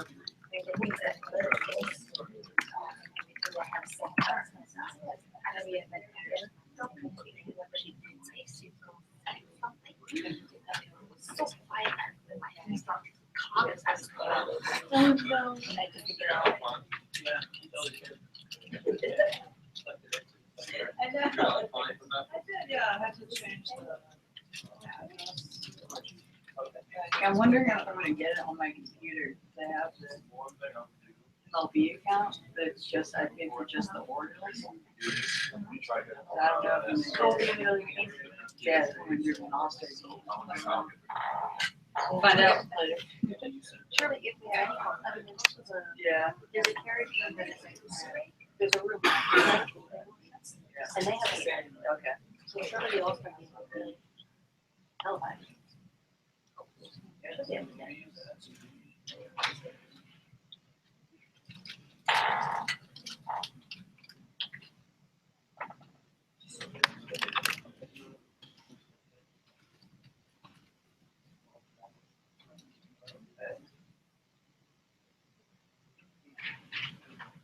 I wish I had gone out in Minnesota a couple years ago. Just couldn't afford it.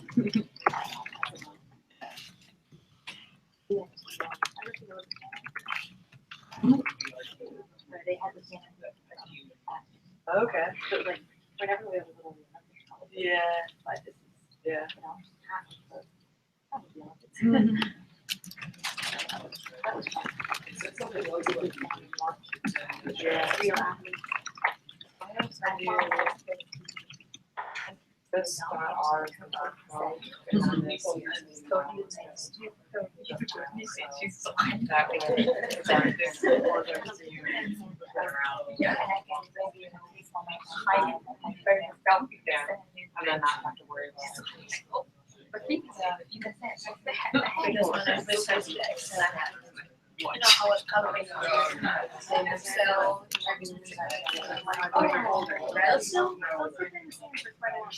Yeah, they find one. I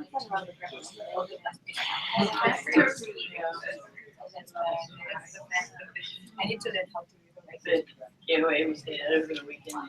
And, it was weird. It's like just like bounce pad. It didn't have walls or anything on it. So I got up on Saturday morning and trained. Okay, and stopped.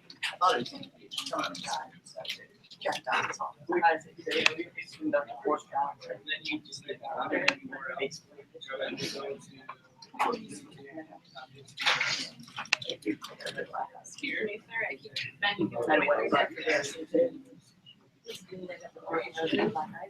There you go. Yeah.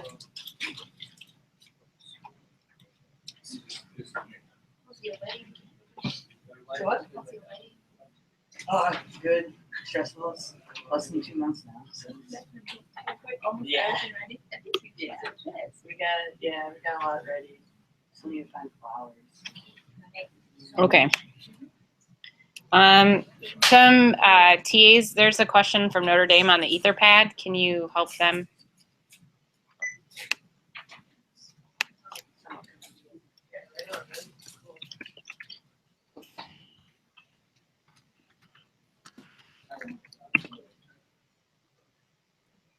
It's a public key issue.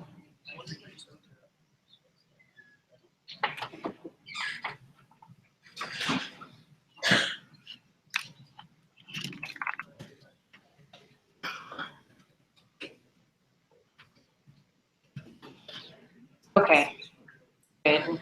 That's good. Okay. Okay, so now that we're all set, here we have all of our data. And so what we're going to do is we're going to work on our fancy commands. So these lessons are here.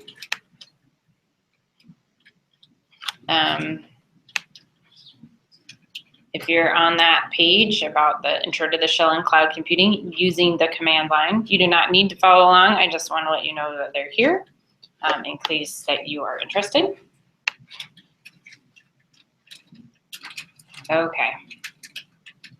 Okay, so we've already kind of covered a lot of these topics of what is a shell and how we access it because we've already been doing some work there.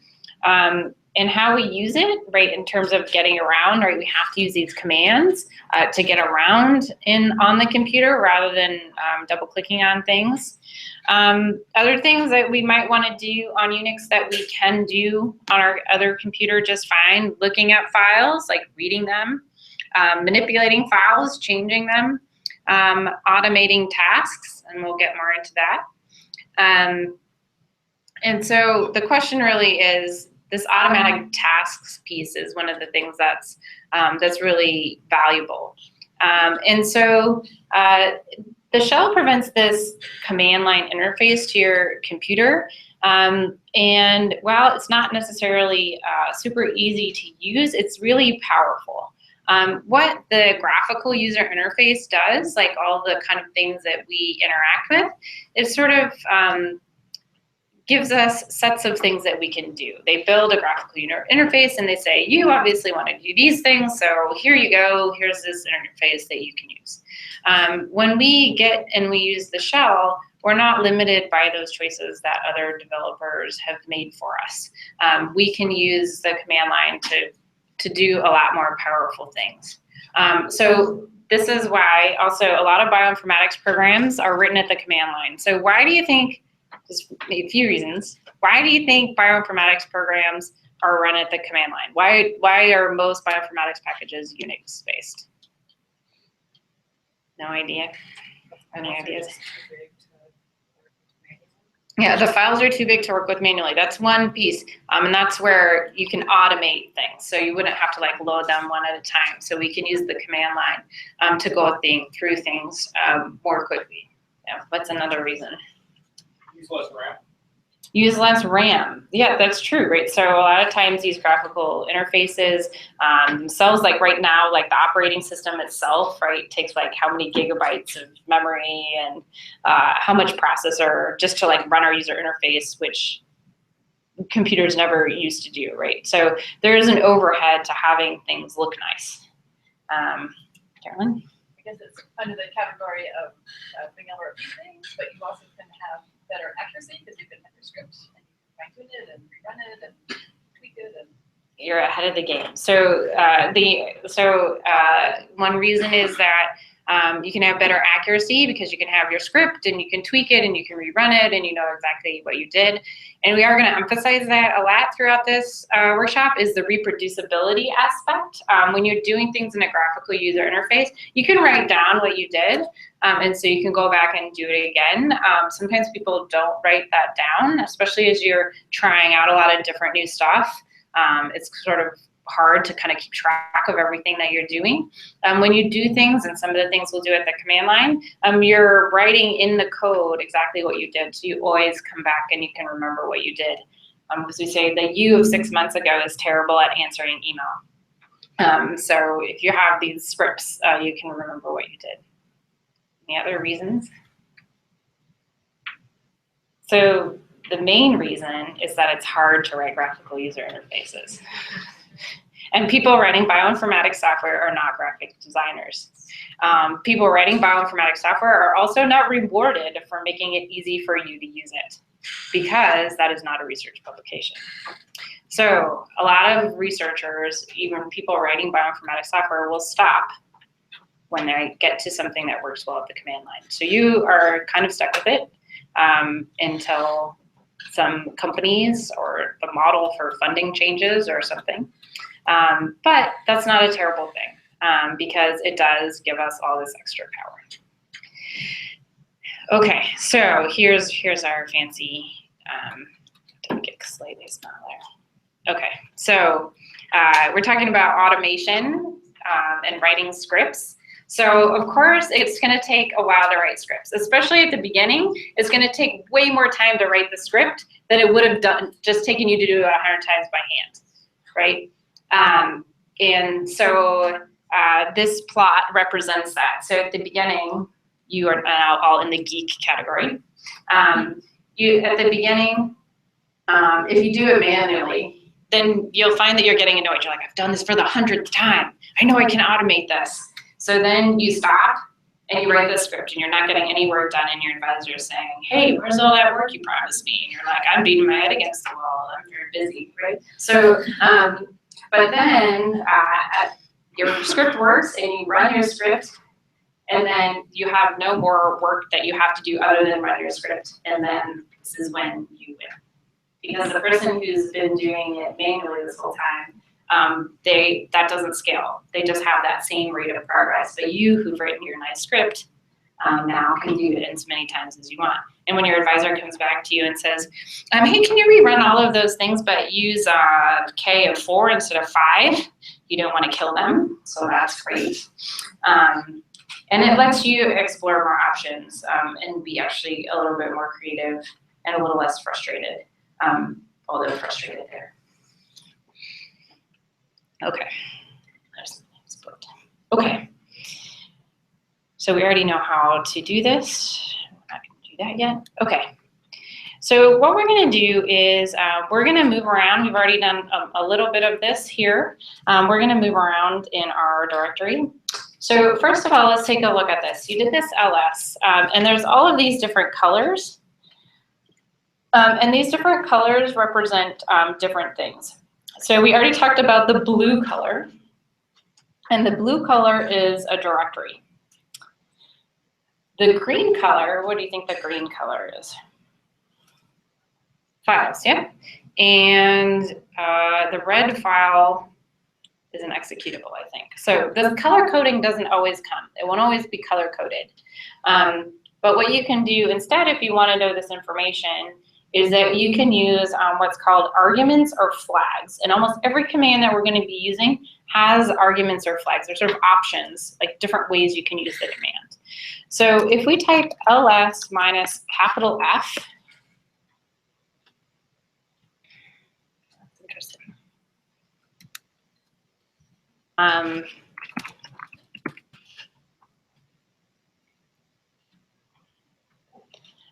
If we type ls minus alf, it codes these things different. Oh, sorry, let me do this one.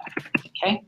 Now it does these little stars afterwards. So the slash now means that it's a directory. And then the stars are that it's a file. and then this is just its own category. So even if you don't have a color coding, using these kinds of flags, you can get information about the type of files that they are. We can also use the command ls-l. This also is telling us this information about these directories, but it gives us a lot more information. It gives us the time that the file was generated, the date and time. It shows you how big it is. And remember we talked about those permissions? This is where it's telling us about the permissions of the file. Read, write, execute, and there's 3 different groups that have these different levels of permission. So you can have a lot of information about these files. And why might it be useful to have this kind of information about files?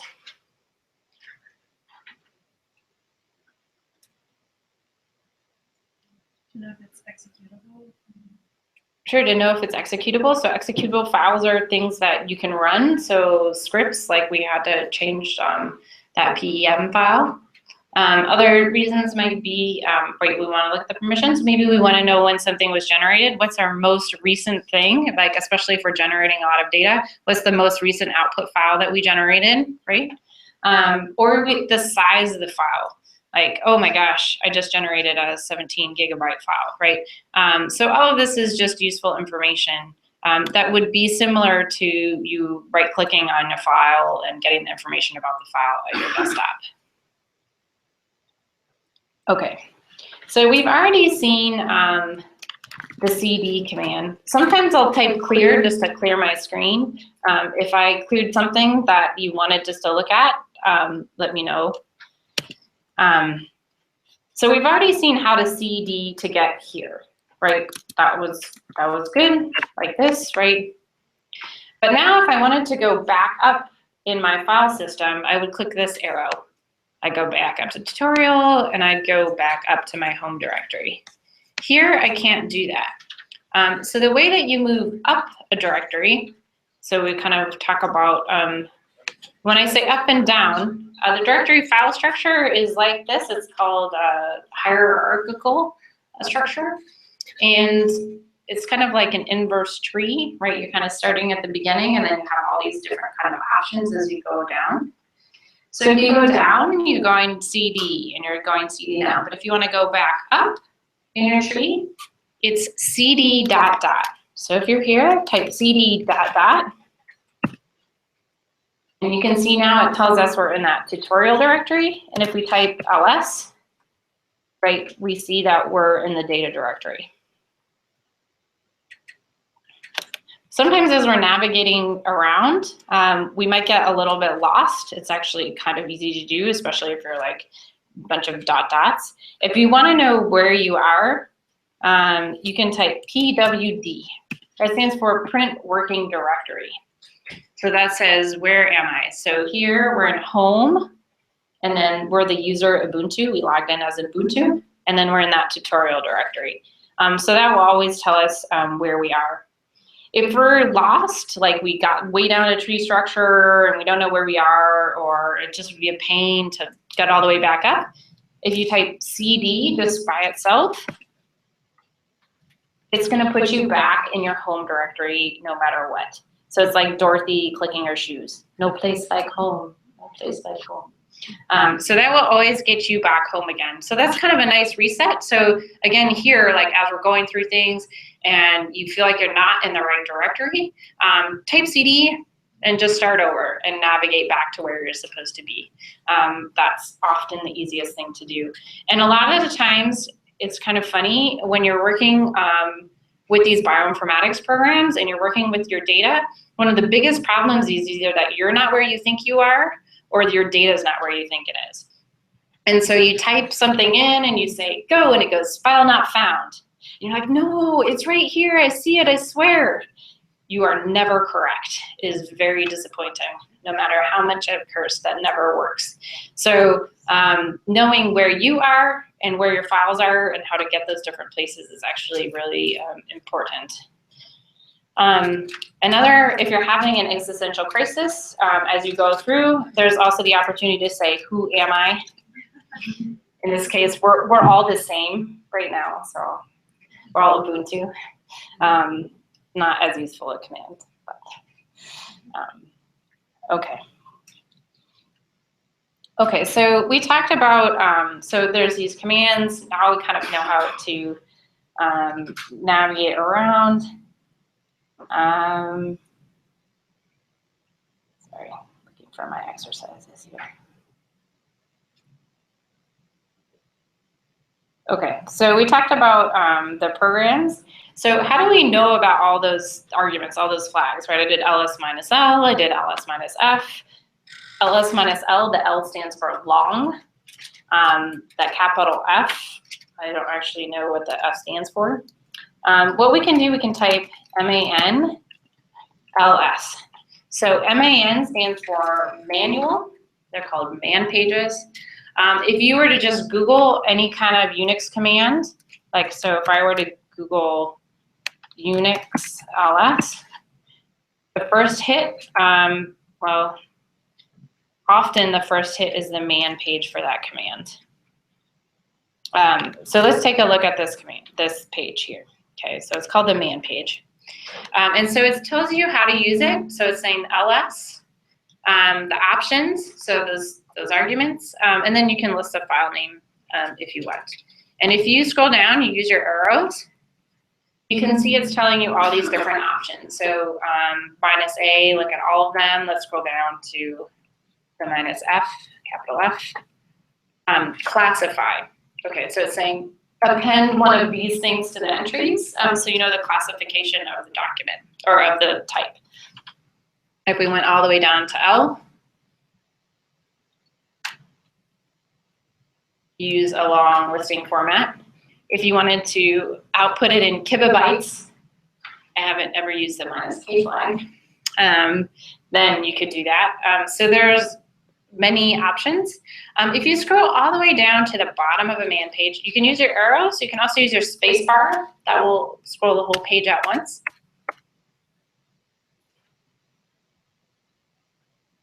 Ooh, sorry. That's what happens when you get all the way to the end. Or this one doesn't have a particularly good one. So a lot of the man pages, when you get all the way to the bottom, will give you examples of how to use that command. That's often the most useful part of the man page. Otherwise, it's kind of dense. It's really like your stereo manual. And so, but the end part where it has the examples is often most useful. In fact, let's see if we, okay, so I'm in here. The way that I get out of the man pages is you type Q. So you type Q and you get out of the man pages.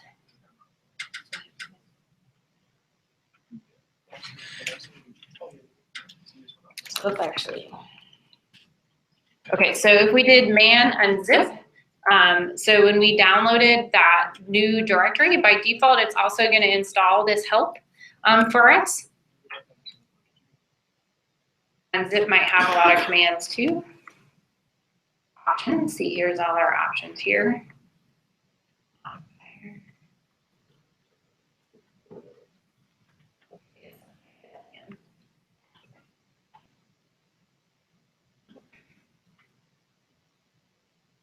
So here it has maybe some options, unzip -Q, and then the name of the zip file.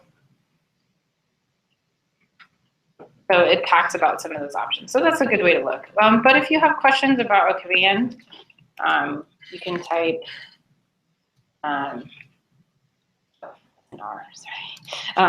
you can Google them as well. And so you can find information that way. That's sometimes a little more useful.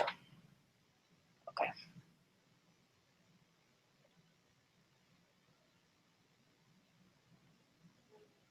Okay. So now, okay. So now what we're gonna do, we're gonna play a little game. Okay. So here you are at your home directory. I'll write down these exercises. So I'm gonna write it in Etherpad.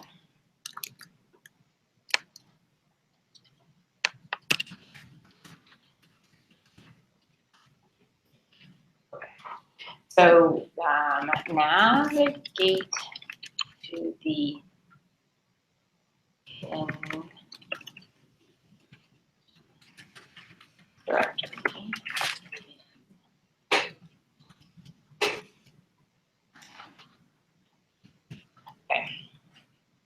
So when oh, that's very tiny, sorry. Okay. When I say navigate to the hidden directory in tutorials/data, right? You saw that syntax when we had it. That means go to the tutorials directory, then go to the data directory, and then go to the hidden directory. So this slash is what separates the directories.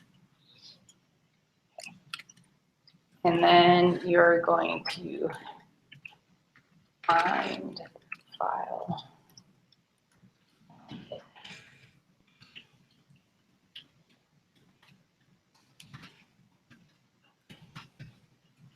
Okay, so sticky notes down. So when you've found the file, use your CD commands, CD into things, CD and ls to find the file foundit.txt in the hidden directory.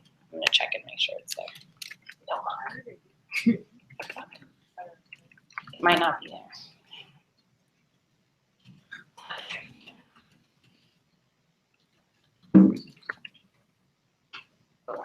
You found it.txt. Okay. So once you know where that file is, put up your blue sticky note.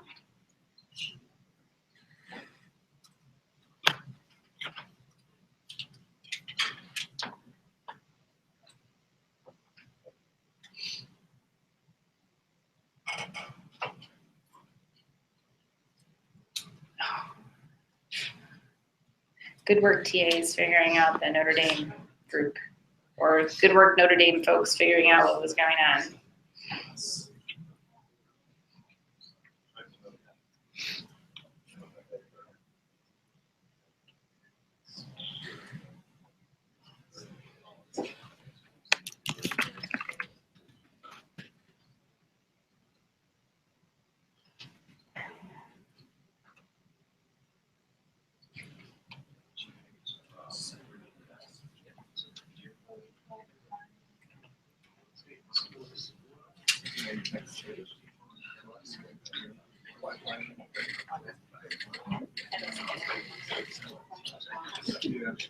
So if you're on guest editor, that's something that's so you're on this that's been your I think you're something like Express.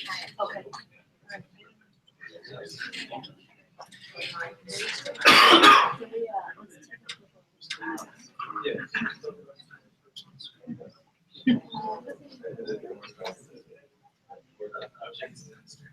So, and then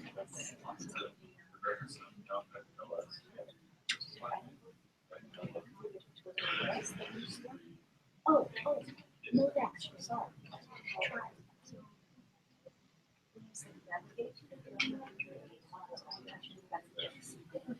Oh,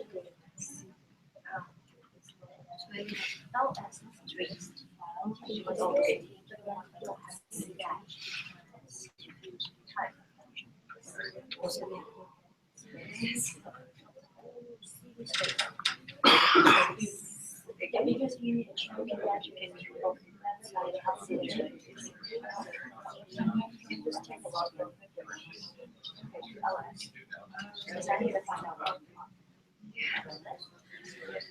Okay, we'll go through it together. So if you don't have it yet, you can keep working on it. You can also look up here and see how we solve it together. Okay. So I'm going to start at the beginning. So here I am. I check where I am. I'm in my home directory. So I want to get into that hidden directory. What do I do? Step 1.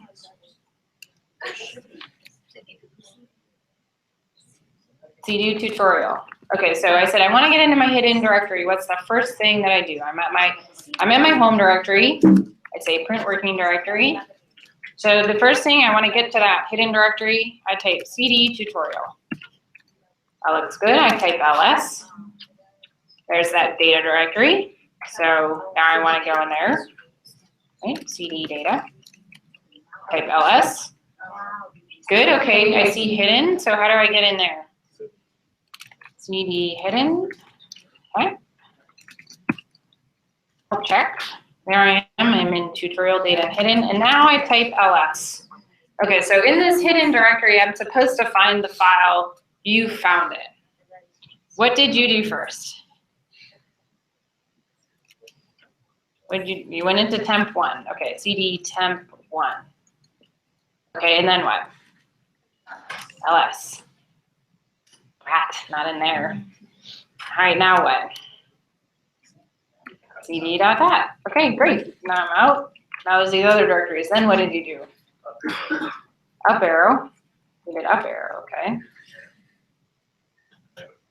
And then, oh, and then you changed 1 to 2.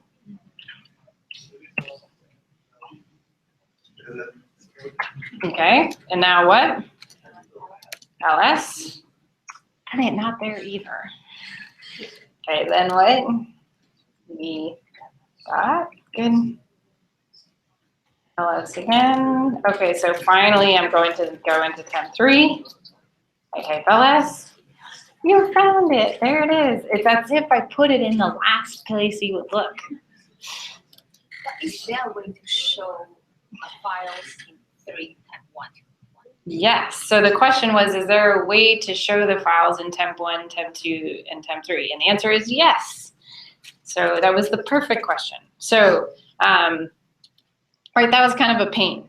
Right, then we had to go into everyone and look at it and then come back out again and then go back in. Like that was not a super efficient way to look around for this file, right? So instead, what we can do is that we can look at things in directories without going into them at all. So here I am in this hidden directory. If I wanted to look in the temp 1 directory, I don't have to go into that directory. Change this. Okay. I can type ls temp 1. So then it's going to show me those files without me having to go in there. So it's like kind of like you're looking in the door without having to go in the room, right? You just kind of walk by, see what files there is. We could say ls temp 2 and ls temp 3, right? So that's a lot more efficient in that we don't have to do all of the CDing around. It still isn't necessarily super optimal because I did have to type it multiple times. So what we can use instead is we can use this star. It's called the wild card, and it means everything. So what we're saying here is ls, everything in this directory. So if we say ls star, now it shows us all of those directories and all of the files in those directories all at once. I think I just gave away the exercise solution. It's okay. And so, right, that's a lot more efficient. Similarly, let's go back to CD, type CD, get back to your home directory. Right, when we navigated to the hidden directory, we did it 1 directory at a time.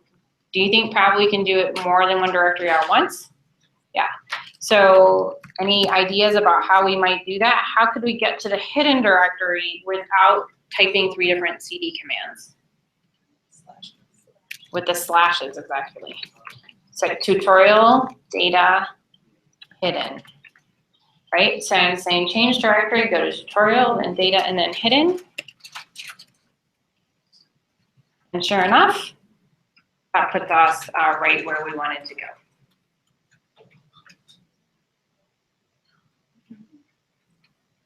Okay, so I've kind of given you some hints, but that's okay.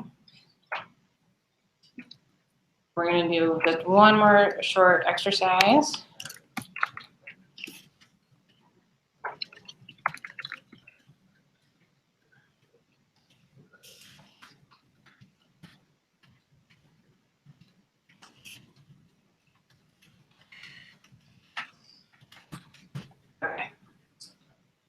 Okay. You can do it any of the different ways that we saw it. Try and find the file, another file, .text, without going into that directory in particular.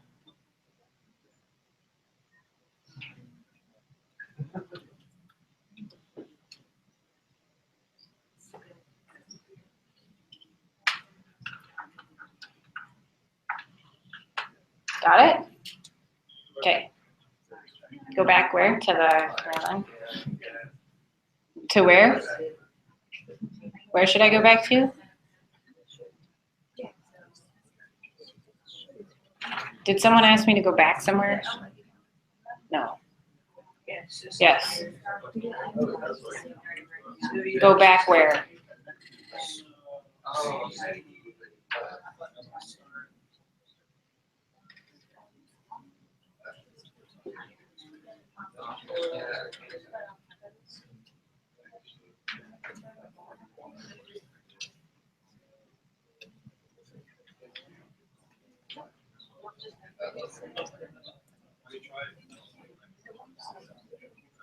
Okay, so if I wanted to look, find another file, right? One way we did it, we did the ls star. That was super efficient, right? But we could have done ls temp 1, ls temp 2, and ls temp 3. So there's a few different ways that we could have done that by chaining together different directory names using the ls without the cd. So there's lots of different options for trying to find that.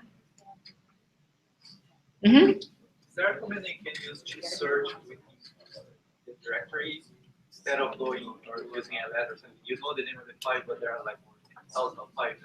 Oh, yes.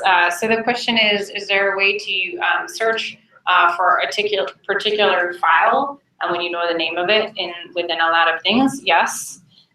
So there's two commands for that. One is called the find command. I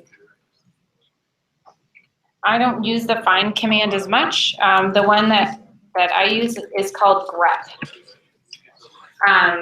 So grep means look for this, basically. And you can use it actually to search within files. We'll introduce that. Hold off on that.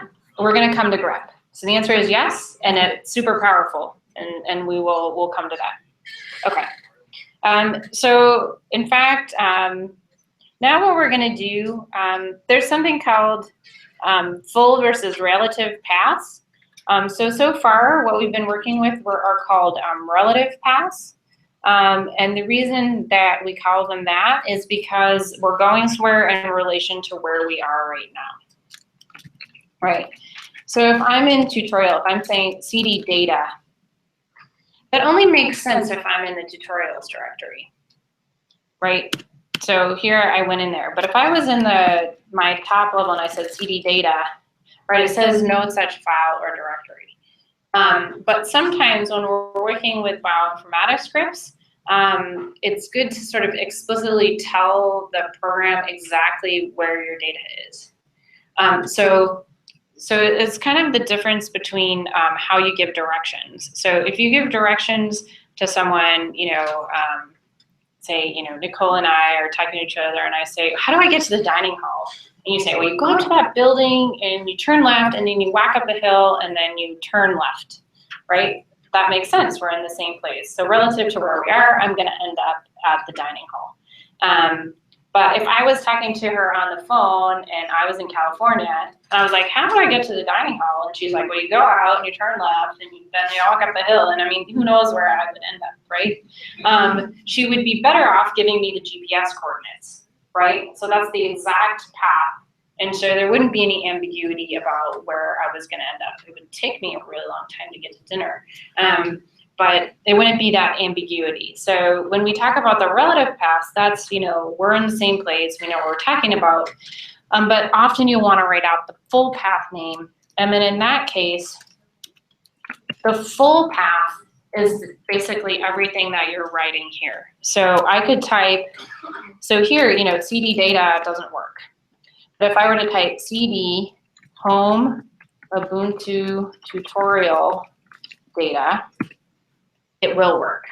So that first one was the relative path, go up the hill, but that didn't work because I was in a different location. But this one, these are the GPS coordinates. That tells exactly how to get to that file. You can use some shortcuts. As I said, we talked about the tilde. The tilde means home. So if I said tilde and then tutorial data. It would work the same. So the tilde stands for home Ubuntu. Wherever your default called home directory is, it's Dorothy's directory. So that's just something to keep in mind. If you're having problems again, like with the thing saying file not found, put in the full path, and then there's not usually an issue there. Okay. So now we're going to go on and we're going to work with the actual data that we're going to be using for the course. So we're going to go back up. So shake your hand out. Shake, shake, shake. More typing required. Okay. So we're going to type CD. Here we are at our home directory. We're going to go back into the tutorial directory, CD tutorial. Okay. And what we're going to do now is that we are going to get the data that we're going to use for the course. So previously we used the curl command. We're going to use this command wget now. It's another command that goes and gets data from somewhere and puts it on the computer. So I'm going to put this in the Etherpad. Bottom here. Okay. You can take that file. You're in the tutorial directory. And now you're going to run this wget command. And it basically stands for go get. And so this data is on Amazon S3. And so you'll get something that looks like that. Okay. Is there an important difference between curl and There are differences, and like sometimes one will work when the other doesn't. They use different protocols kind of under the hood, and so different endpoints will accept different ways of doing data transfer. So the first one I used was Dropbox, and it does actually use wget, but I was having some issues with how it was managing that, so I just used curl. Okay, so now if I type ls, it should look like that. And now what we're going to type, so this file here is like a zip file. So before when it was called zip, now it's called .tar.gz, but it's a compressed file in the same way. The gz is the compression. Tar is a way that it takes a bunch of files and basically like a bunch of files and turns them into one file. So we're going to run the command tar. So we saw that was a tar file. It's called, actually tar originally stands for tape archive. It's when they backed everything up to tape. They actually still back a lot of stuff up to tape. When you think tape, it really is like the tape you maybe never had, probably people in this room. So it's tar, and you say minus x vfz. Here are all these flags again. X stands for unpack, V stands for verbose, meaning show me everything that you're doing. Z stands for unzip. I can't remember what the S stands for. Okay, tar xvfz, and then we're going to say EDAMAME. Remember to use your tab complete and type that out. Okay, so I'm going to pause. Everyone get that command written out.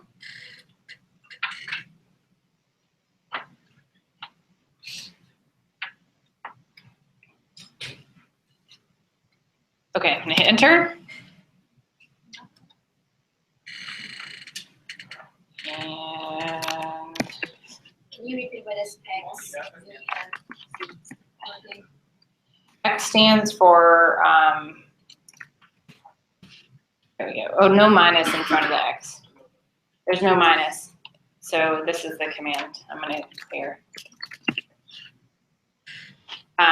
X stands for uncompress. So if you say C, it means compress, so turn it into a tar file. V stands for verbose, all that stuff that went by on the screen. It means show me all the stuff on the screen. I can't remember F. And Z is the unzip part, unzipping the GZ.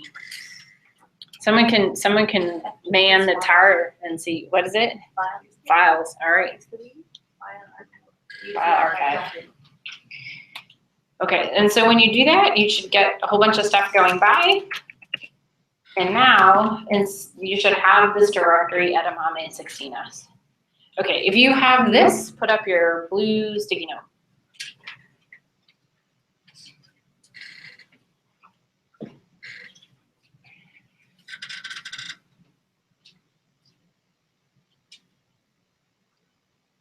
As Jackson says here, the tab complete, use your tab complete. Get used to just hitting tab reflexively. We get this file. Yes. His tire stays. Can you even go back to the? Mhm. Yep. What does TAR mean? It stands for tape archive, actually. And it is when it was designed to do backups to tape. So when you backed up hard drives to tape, a lot of places still do tape backups, actually. It's a reasonable system, but they have huge like farms of tapes.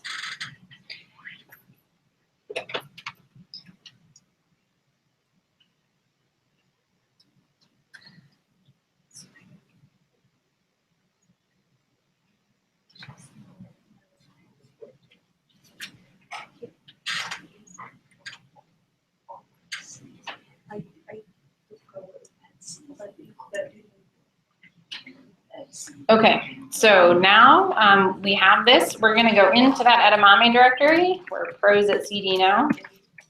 CD in there. Let's see what we have in here. We have FASTQ, and we have mapping files.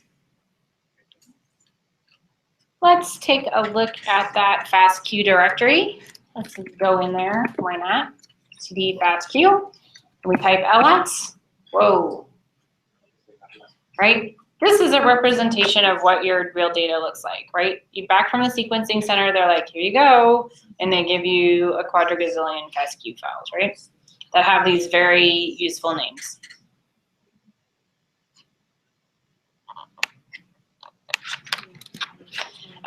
So here we have all of these files.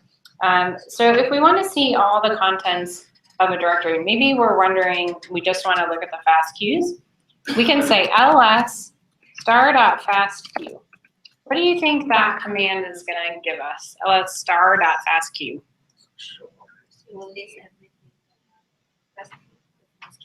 It'll list everything that ends in the .fastq.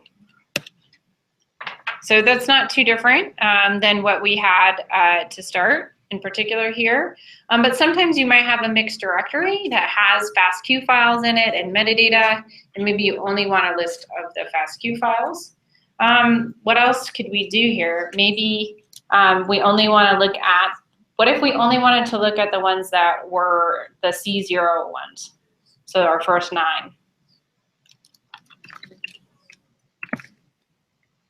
We're going to look at just the C0 files.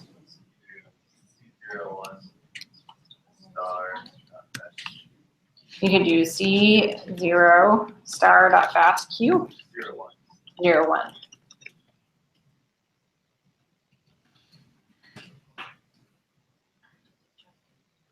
So that's going to show us everything that starts with C01. So those are all of our C01 files.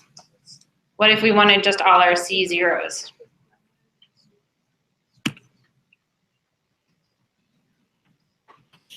We get rid of that 1, and then we get to see everything that was in those first 9. So you can put stars wherever, because here they're all FASTQs. I didn't necessarily need that FASTQ at the end. I could have just done C0 star, which means starts with C0, ends with whatever it wants. I could have said C0 star R .fastq. Oops, I need to have the ls. What the heck did I use?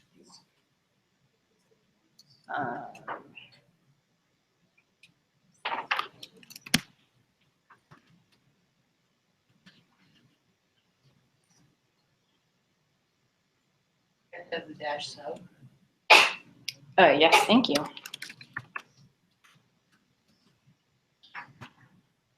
right? And then I would only see the reverse. So there's, they start to be called regular expressions, and there's a lot of different ways that you can search for particular things, but that star one is really probably one of the most useful.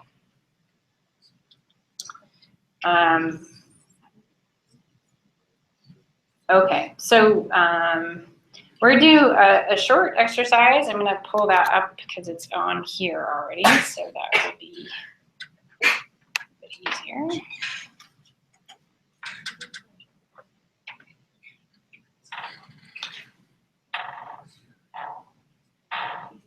Okay, here's our short exercise here.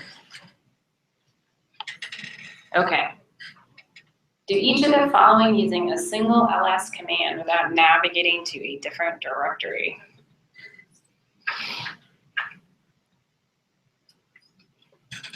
Here's the bonus one at the end there. You might have to Google it.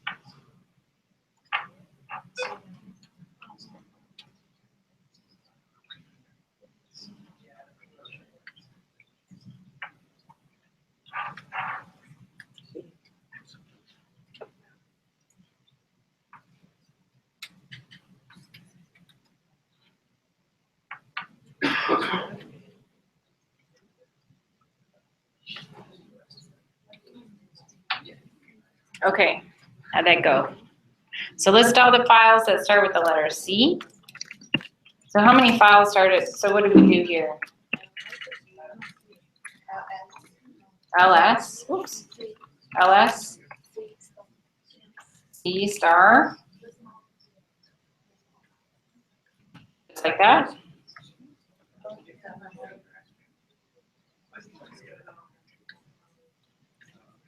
I went to the home directory just for no reason. Okay, so what does this mean?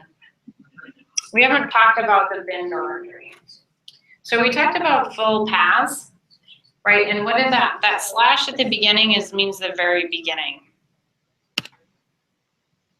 So if we were to type ls/, that's the very top of that directory, that tree is the slash. That's the very top.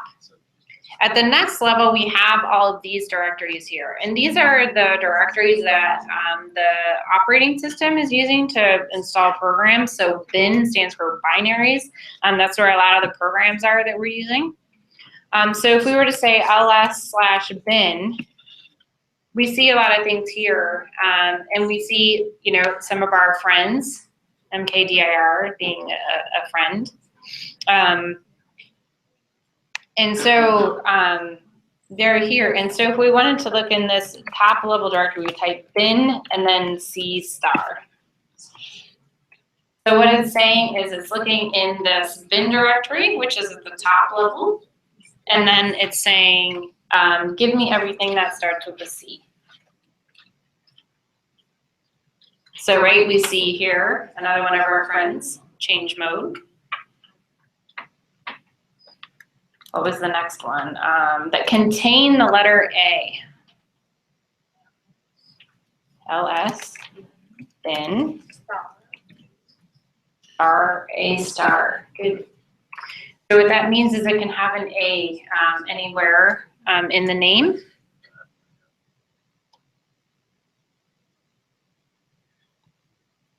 What was the next one?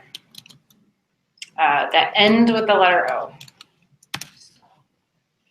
Bin, star O. Right? Nice. everything ends in an O. Did anyone get the bonus?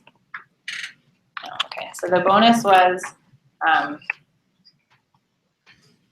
list all the files in bin that contain the letter A or C.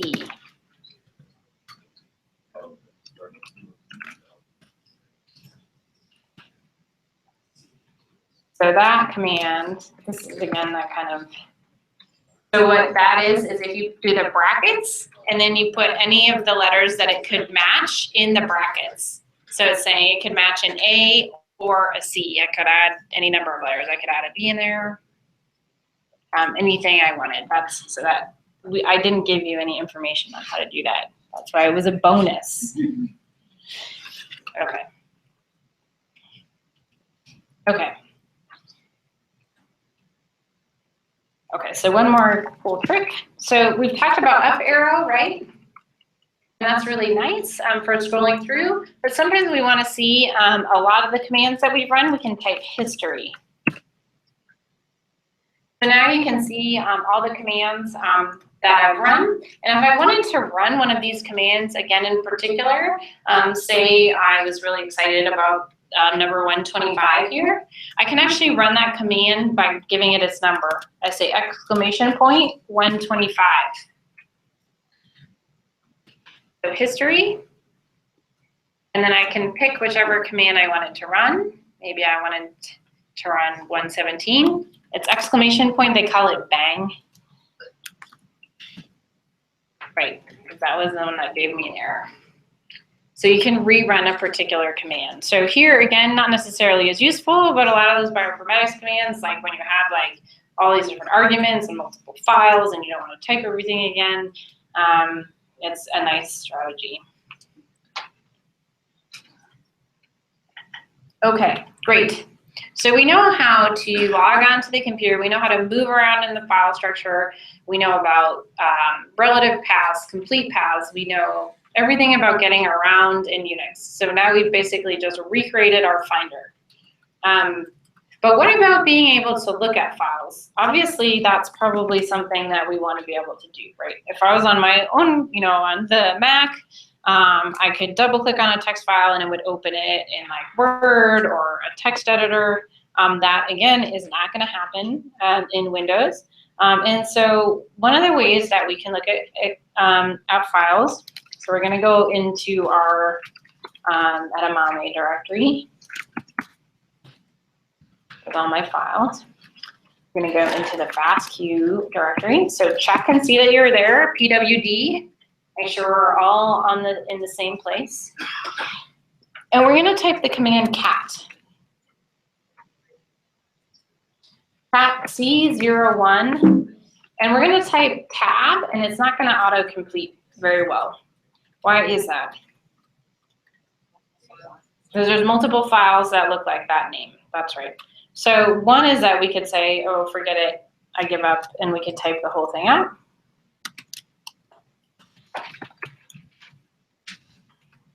Okay, so C, I'm doing the very beginning one. So C01, D01, R_7. Let's type that whole thing out. So I could type that whole thing out. The other is that if once I got here and it made that angry noise, I could hit tab twice. If you hit tab twice with autocomplete, it's going to give you all the options that are possible for you. So right, it didn't autocomplete for me. As you said, there are too many options, but it tells me what options are if I hit tab twice. So then the one that I want is the C101D01R of .FASTQ. Okay, so cat C01D01R, and then I'm going to hit enter. Ta-da! So what was that file that just went scrolling by? This was a FASTQ file, right? So the syntax of a FASTQ file, it follows this. It has this greater than sign, and then it has the sequence. No. Yeah. Oh, it starts here. Okay, so it has the sequence here after the @ sign. So the @ sign is the name of the sequence. Then this is the sequence, and then it has the plus, and then these is the quality score. So every FASTQ file for every sequence that has these 3 lines associated with each sequence. So this was really nice. Let's take a look at file sizes, which we remember was ls minus L. Let's take ls minus L and let's look at this file. What was it? C01, B01, R. Sorry for the loud noise, FASTQ. So look at how big this file is. This is basically 3.6 gigabytes, this file. So what would have happened if you brought that onto your computer and you're like, hey, I want to look at this FASTQ file. I just go back from my sequencing center and you double clicked it and it was trying to open it in Word. 1, your computer would crash. 2, Word would maul it to death and it would never be useful as a genomic file again, right? So this gave us the ability to look at this file without crashing our computer and to see what was going on. This is not necessarily the optimal strategy for these kinds of files. We'll show you in a second other ways of doing it. But let's look at a file that does make a little bit more sense. So let's go back up 1 level. And CAT stands for concatenate. So it's concatenating basically everything out to your screen. And so here in the 16S, so we're going to look go in the mapping files directory, and there's this Centralia full map.txt file. Take a look at that file, and what does that file contain?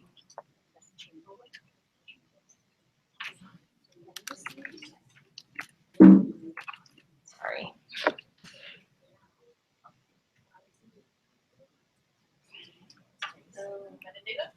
Metadata, exactly. So the important metadata that makes all of our experiments worthwhile. So this is a set of information about the different samples. Ashley, is that right? Perfect. So, so this is information about that file. So this is a text file that that we could just look at. Okay. So awesome. Okay, so now here we are. Let's go back. We're going to go back to our FASTQ files. WD, check that we're in our FASTQ directory. Okay, when we last spoke, up arrow to the cat command that you ran. Not the Centralia one, but the other one. Up arrow to this command and hit it again. What was the problem with what just happened? Can you read that fast? I cannot read that fast. So cat will just put everything out to the screen. There's another command called less. So we're going to type less C01, 0D, C01, D01, R sub.FASTQ. Sorry, I'm going to clear my screen and I'll do that again. Less C01B01 R sub.FASTQ. Okay, so this is the same as the cat command, but we're using less instead of cat.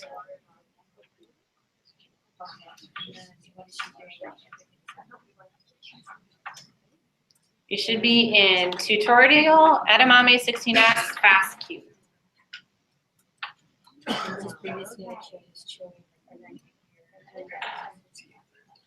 So let's hit this return on this command. So now here it looks the same, but it didn't all go scrolling by. If you use your arrows, you can see that you can scroll up and down. And so it gives us a chance to look at the file a little more slowly. So this is the command that I will use most of the time if I'm looking at files. And the reason that this is called less, so initially there was a program, it was called more. And so it was like, look at more of this file. That was the original one. But in more, you couldn't use the arrow keys. So someone else wrote an implementation of it where you can use the arrow keys and called it less. So this is a case where less is actually more. Yeah. More maps to less now automatically. So more and less are the same now because more is using less.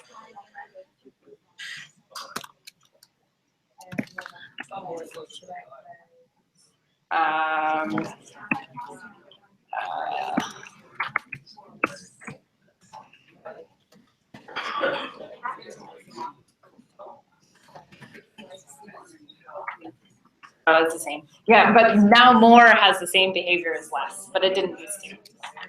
Yeah. More now does exactly what less does. Yeah, they're the same. Yeah. It might not be the case in like all Linux flavors, but almost. Yeah. Okay, good. So the question was, is that showing me the upper part of the file? So it does. It starts at the beginning, but we could scroll through the whole thing if we wanted to. So we could hit space bar to move down full screens. It would take us a long time because remember it's 3 gigabytes. So, but it can let us scroll through the file anywhere we want. To get out of this is actually, the man pages are using less. So we actually type Q to get out of less. Okay. We also can search within this less file. This is the last thing I'll show you with less. So up arrows, down, there's other shortcuts. They're in the documentation about how you can move screens faster. But the way that you can search in these files is with, I'm gonna call it the backslash, the thing that's the same as on your question mark key. If you hit backslash, then you can search for anything in this file. So let's search for actually a particular sequence. Here, I'm just gonna like copy paste this out here. Or let's search for AAAAGGGG. Okay, so we do the backslash and we search. And then what it does is it searches through the file and it finds that particular sequence. So again, this is kind of cool, right? This is a 3-point-something gigabyte file. Maybe there's a primer that we're interested in finding in this file. This isn't like necessarily the best way, but this is a nice way to get an overview. If you're searching for a particular sequence, a particular set of sequences together. So, and if I find it once, now if I type N, it's gonna go find the next one. So if I keep typing N, so we keep seeing it here at the beginning. So this is some motif that's relatively common, it looks like.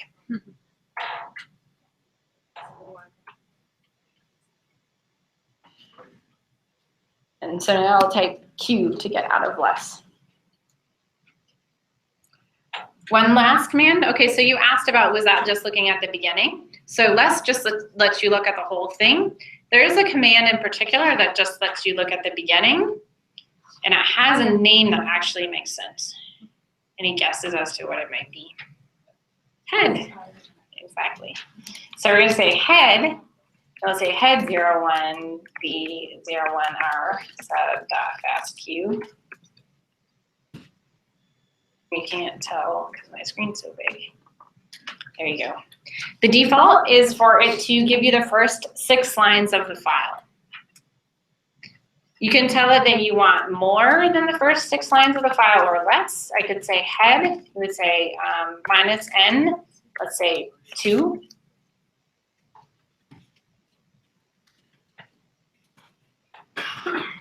It'll just give me the first 2, so you can specify however many you want. Using the head command is really useful if you want to look at the beginning of a file. You want to say, hey, is this a FASTQ file? Maybe I'll just look at the first 3 lines to confirm that it's a FASTQ file. If it's a metadata file, what if I had just looked at, whoops. If I just did head minus 1 on that mapping file, right, it's just giving me the header of that. So those are just all the rows. So maybe I just wanted to look at, hey, you know, what rows or what columns do I have in that file? The other thing that it's really useful for is if you want to make smaller files. I could say head minus n 500 and just get the first 500 lines of the file and make it something else. Make it a smaller file. Okay, so we have 18 minutes and 2 awesome commands left. Okay.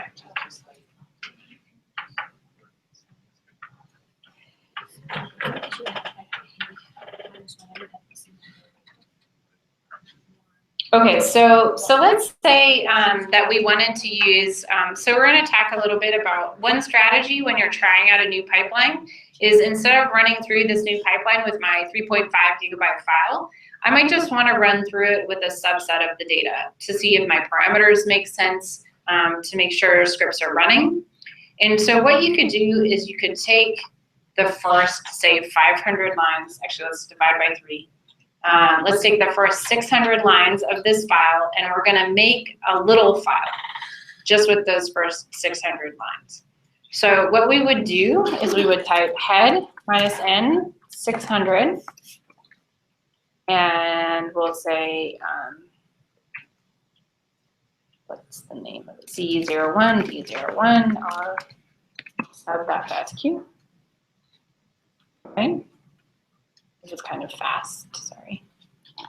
It's all the way at the bottom. I'm gonna do that, but then I'm gonna clear it. Head minus n 600. When I type that, right, it all goes by the screen. So that's no good. So what we can do is called redirection. So rather than having it go out to the screen, we can redirect it into a file. And the redirection is the greater than sign. So do up arrow with your head minus n. And now we're going to take the greater than sign, and then we're going to type new file.fastq.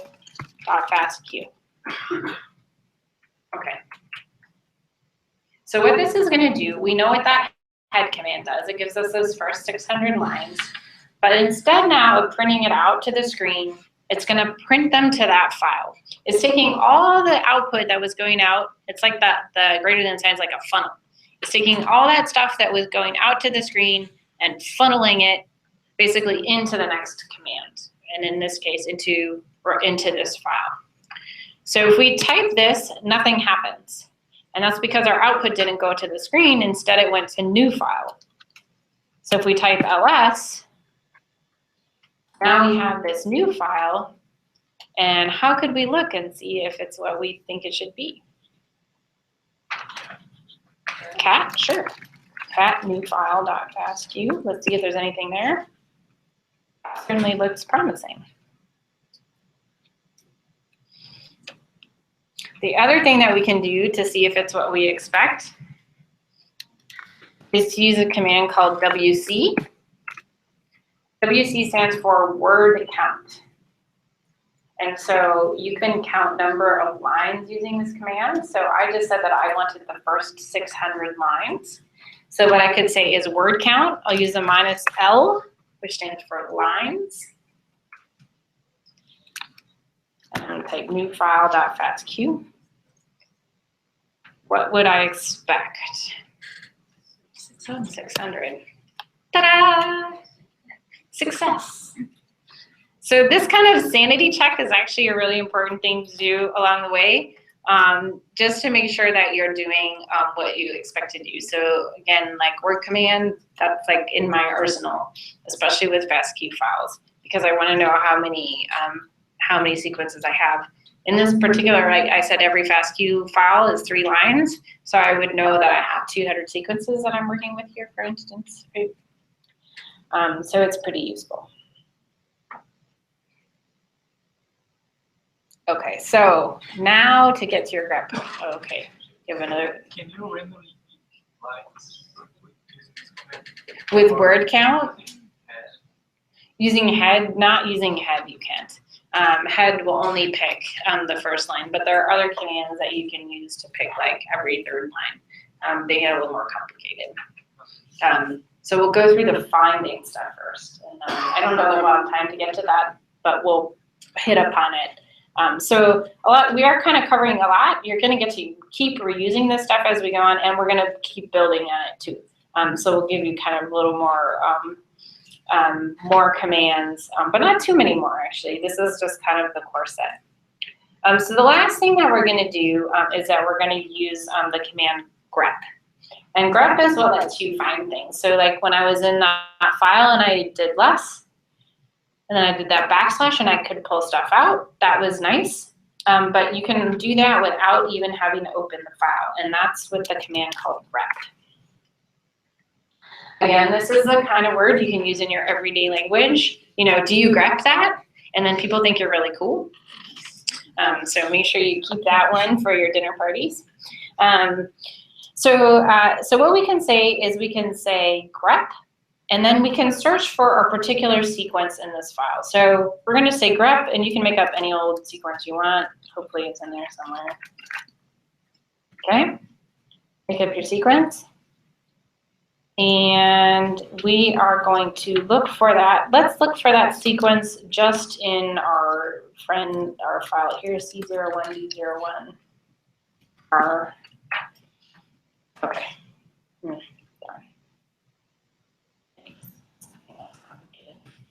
There, okay. So look, now what it's done is it's gone in and it's pulled out all of the lines that had that in it. So that's nice, but there's no context, right? I don't know what sequences those are in. So what you can do is, let's do up arrow on that command. Go to the beginning of your line. You can use your arrows to go to the beginning of your line. If you want shortcuts, Control A goes to the beginning of the line, and Control E goes to the end of the line. Control A, beginning. A, I don't know what A, because the beginning of the alphabet. E stands for end. Okay.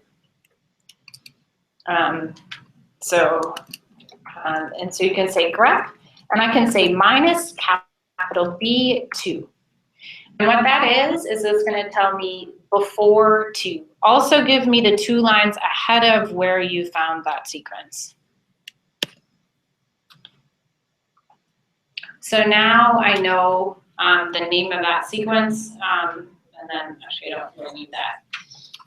It's giving me all the information that I would want. If I said minus A, it could give me however many rows I wanted after it. So you could use this command to pull out from your 3.5 gigabyte file only sequences that you cared about for some reason. Either that they were, from a particular name, had a particular motif in them. And so what we could do, we could also, so here we just pulled it out from one file. Sorry, can you repeat? Yeah, there we go. That you are using to look at which line the giraffe is coming from. Oh, Minus B, yeah, so minus B just gives you the 2 lines above where you found it before. Minus A will go after.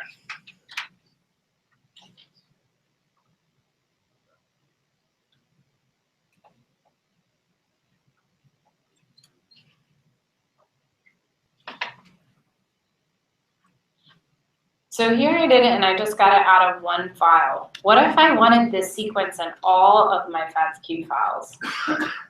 Can I do that? I can throw a wildcard in. That's right.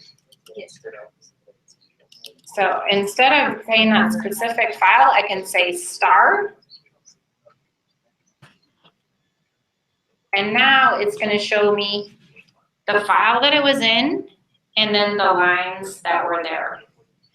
So now if I cared about that sequence across all of the files that I got back from the sequencing center, one command will let me pull them all out.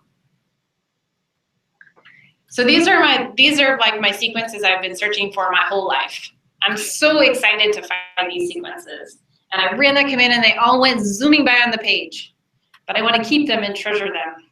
What could I do? the greater than sign. I could collect them all with my greater than sign and put them in a file. So I'm going to run that command again. I'm going to use my greater than sign, and I'm going to say winning dot FASTQ. It's just because the sequence actually isn't in the file. And now I have my needs less. Here's my all the sequences I've been waiting for my whole life in one file. And how will I know how many, this wasn't perfect, but how will I know how many lines I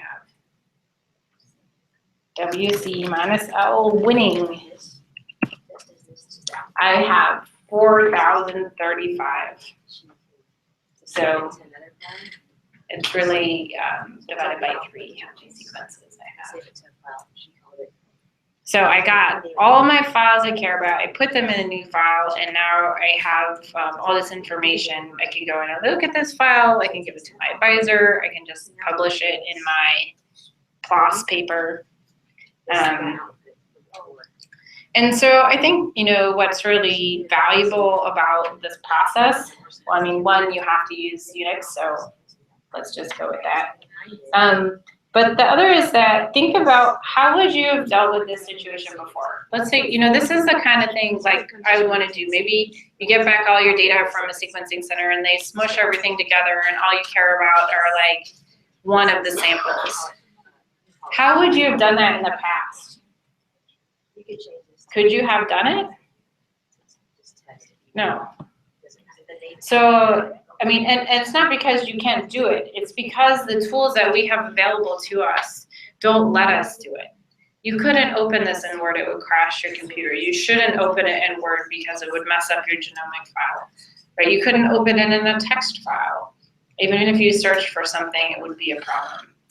So it gives you a lot of power. This is just sort of the beginning of the types of things that you can do with this. But a lot of what we want to teach you here is not necessarily to go through absolutely everything that you can do, but to let you envision what's possible with the tools that we're talking about here. So what we want to convey with the command line is sort of that you can do whatever it is that you want to do with the command line. So we didn't get to writing files, but we will get to that. Right, you want to be able to move around, look at files. The last thing you want to do is write files, and we'll talk about that. Just not now. Okay, so what we're going to do at our very end is we're going to shut down our computers. So we started up our computers. This is good. We don't need them, right? Right. Okay. We don't need the computer. Actually, we don't need the computers anymore. I'm going to shut them down, right? Okay. You can just throw them away. These are throwaway computers. Okay, so here we have our computers. So we have downloaded data to these computers. What we're going to do now is we're going to shut them off. We're going to terminate them. It sounds very final, and it is, in fact, quite final. So if we terminate these, we will lose our work. We'll lose our data. That's fine, we don't care. This was just a practice thing, right? If you were doing this with your real data and you cared about your output files, you wouldn't just go in and terminate one of these things. You can pause them, or you can store your data other places, and that's other things that we'll talk about. So the first thing we're going to do is we're going to actually log off of our computers that we have here. Say goodbye to your friendly computer. And what you can do is you can type exit. Go ahead and type exit.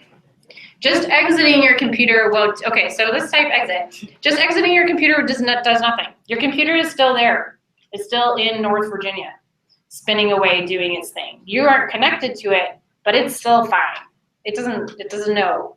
In fact, I could reconnect right now, hit up arrow if you're on a Mac, reconnect if you're in mobile extern, reconnect right now to your computer. So exit, type exit, get off of your computer, and now rerun that SSH command.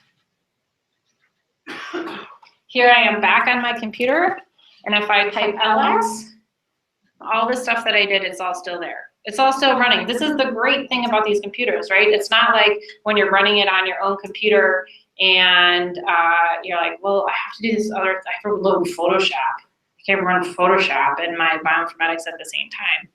You can just, it just does its thing and it doesn't even matter. You can go get coffee or do other work. So, okay, so you can see it all stays the same whether we're on it or not. So we're gonna exit again. Just are very indecisive. Okay, so I'm not on my computer anymore. So now I'm gonna come back to my EC2 instance. Here I have my management console somewhere. We're gonna go through this, but we'll help you if you need help to shut stuff down. Okay, so here's my management console. I'm running 3 of them. I'm gonna shut them. So what I'll do, I wanna shut down this one. This is this one that I just was using. I'm gonna click the box. And up here it says actions. And here it says instant state. And it says stop, reboot, and terminate. So stop, and Adina, correct me if I'm wrong about this, stop keeps your computer for you. So that would be okay. So let's, in fact, I'll hit stop. Are you sure you want to stop this instance?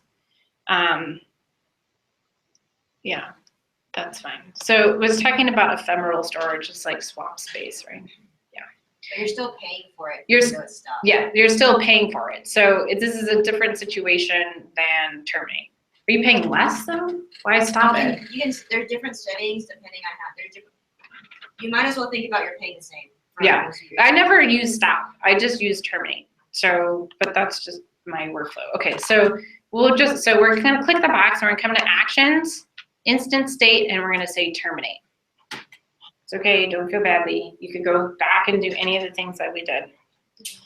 So you're gonna say terminate. And it says warning, the default action is for the root EBS volume to be deleted when the instance is terminated. So the EBS volume, that is where we were putting all of our data. So when we stop this, it's gonna go away. That's fine. Am I sure I wanna terminate? Yes, please terminate. Need to bring your mouse. And then it says it's shutting down. It's instant state here. It's because we're just showing you, you don't have to next time, we'll just show you how to do this for this one. And it also forces you, when you come back later, to start a new one. Yeah, so now that you're shutting this one down, you're gonna have to start a new one. But then we're gonna ask you to start a new one anyway because you're gonna use a particular AMI. So there's no loss here. And if you wanna practice tonight, you can start up another instance and run through any of these components of these tutorials.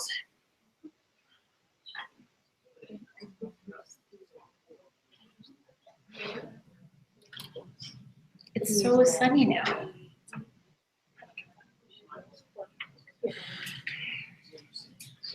I'm gonna terminate my other ones too. Do you have to wait for it to finish doing whatever it's doing before you? No, so, okay, so the question was, do you have to wait until it's finished doing whatever you want it to do? Okay, so now it says terminated. We don't have to wait. When it says shutting down, I could leave now with confidence that it would shut down. So my instance now is terminated. If I came over here now and tried to connect to it, it's not gonna work because it doesn't exist anymore. Bulldoze the house. Oh, we still have credits for Mexico. I bet you still have credits. Apparently it just hangs. Eventually it should give me some error. So that's it. So now,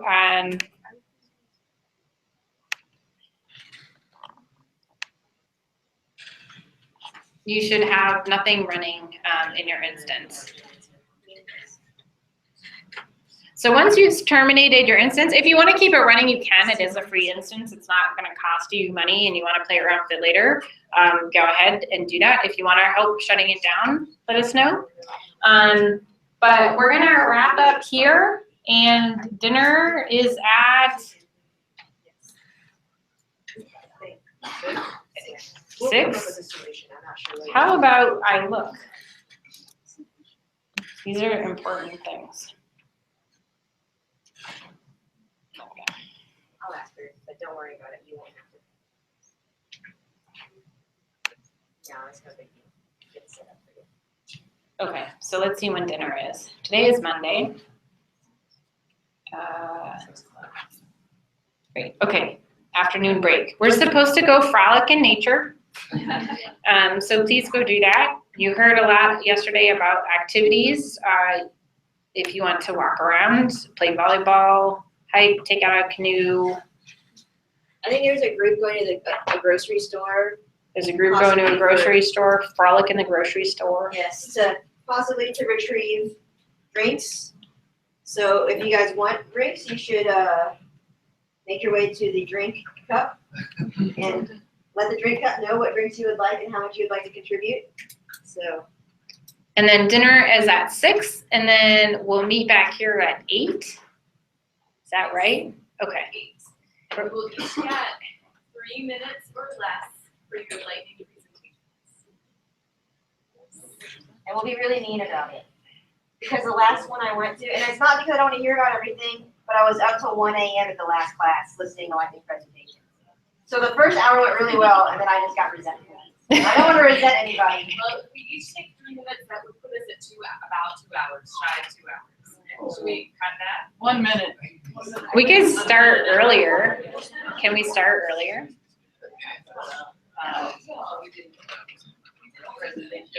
What do you? I said 2 minutes. 2 minutes? 2 minutes. It's good 2 practice. minutes. Actually, It's this your is really elevator challenging, speech. but it is as young faculty, this is a skill that I'm still working on, how to convey something interesting in 2 minutes. So it's really good for everybody, regardless of your level. In fact, it's good for us to try.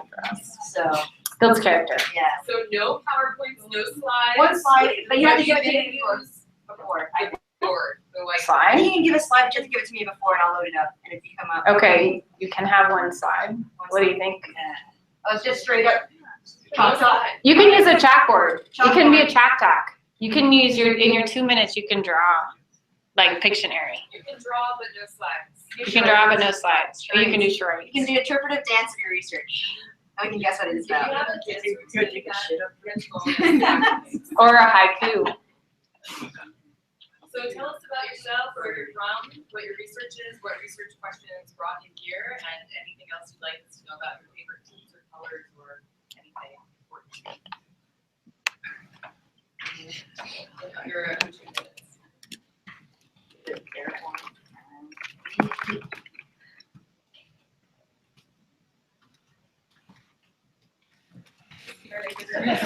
You are dismissed. Oh no, sticky notes, right? You want your minute cards. Minute cards. Minute cards. One thing you learned and one thing you're still confused about. Is that the way you found it?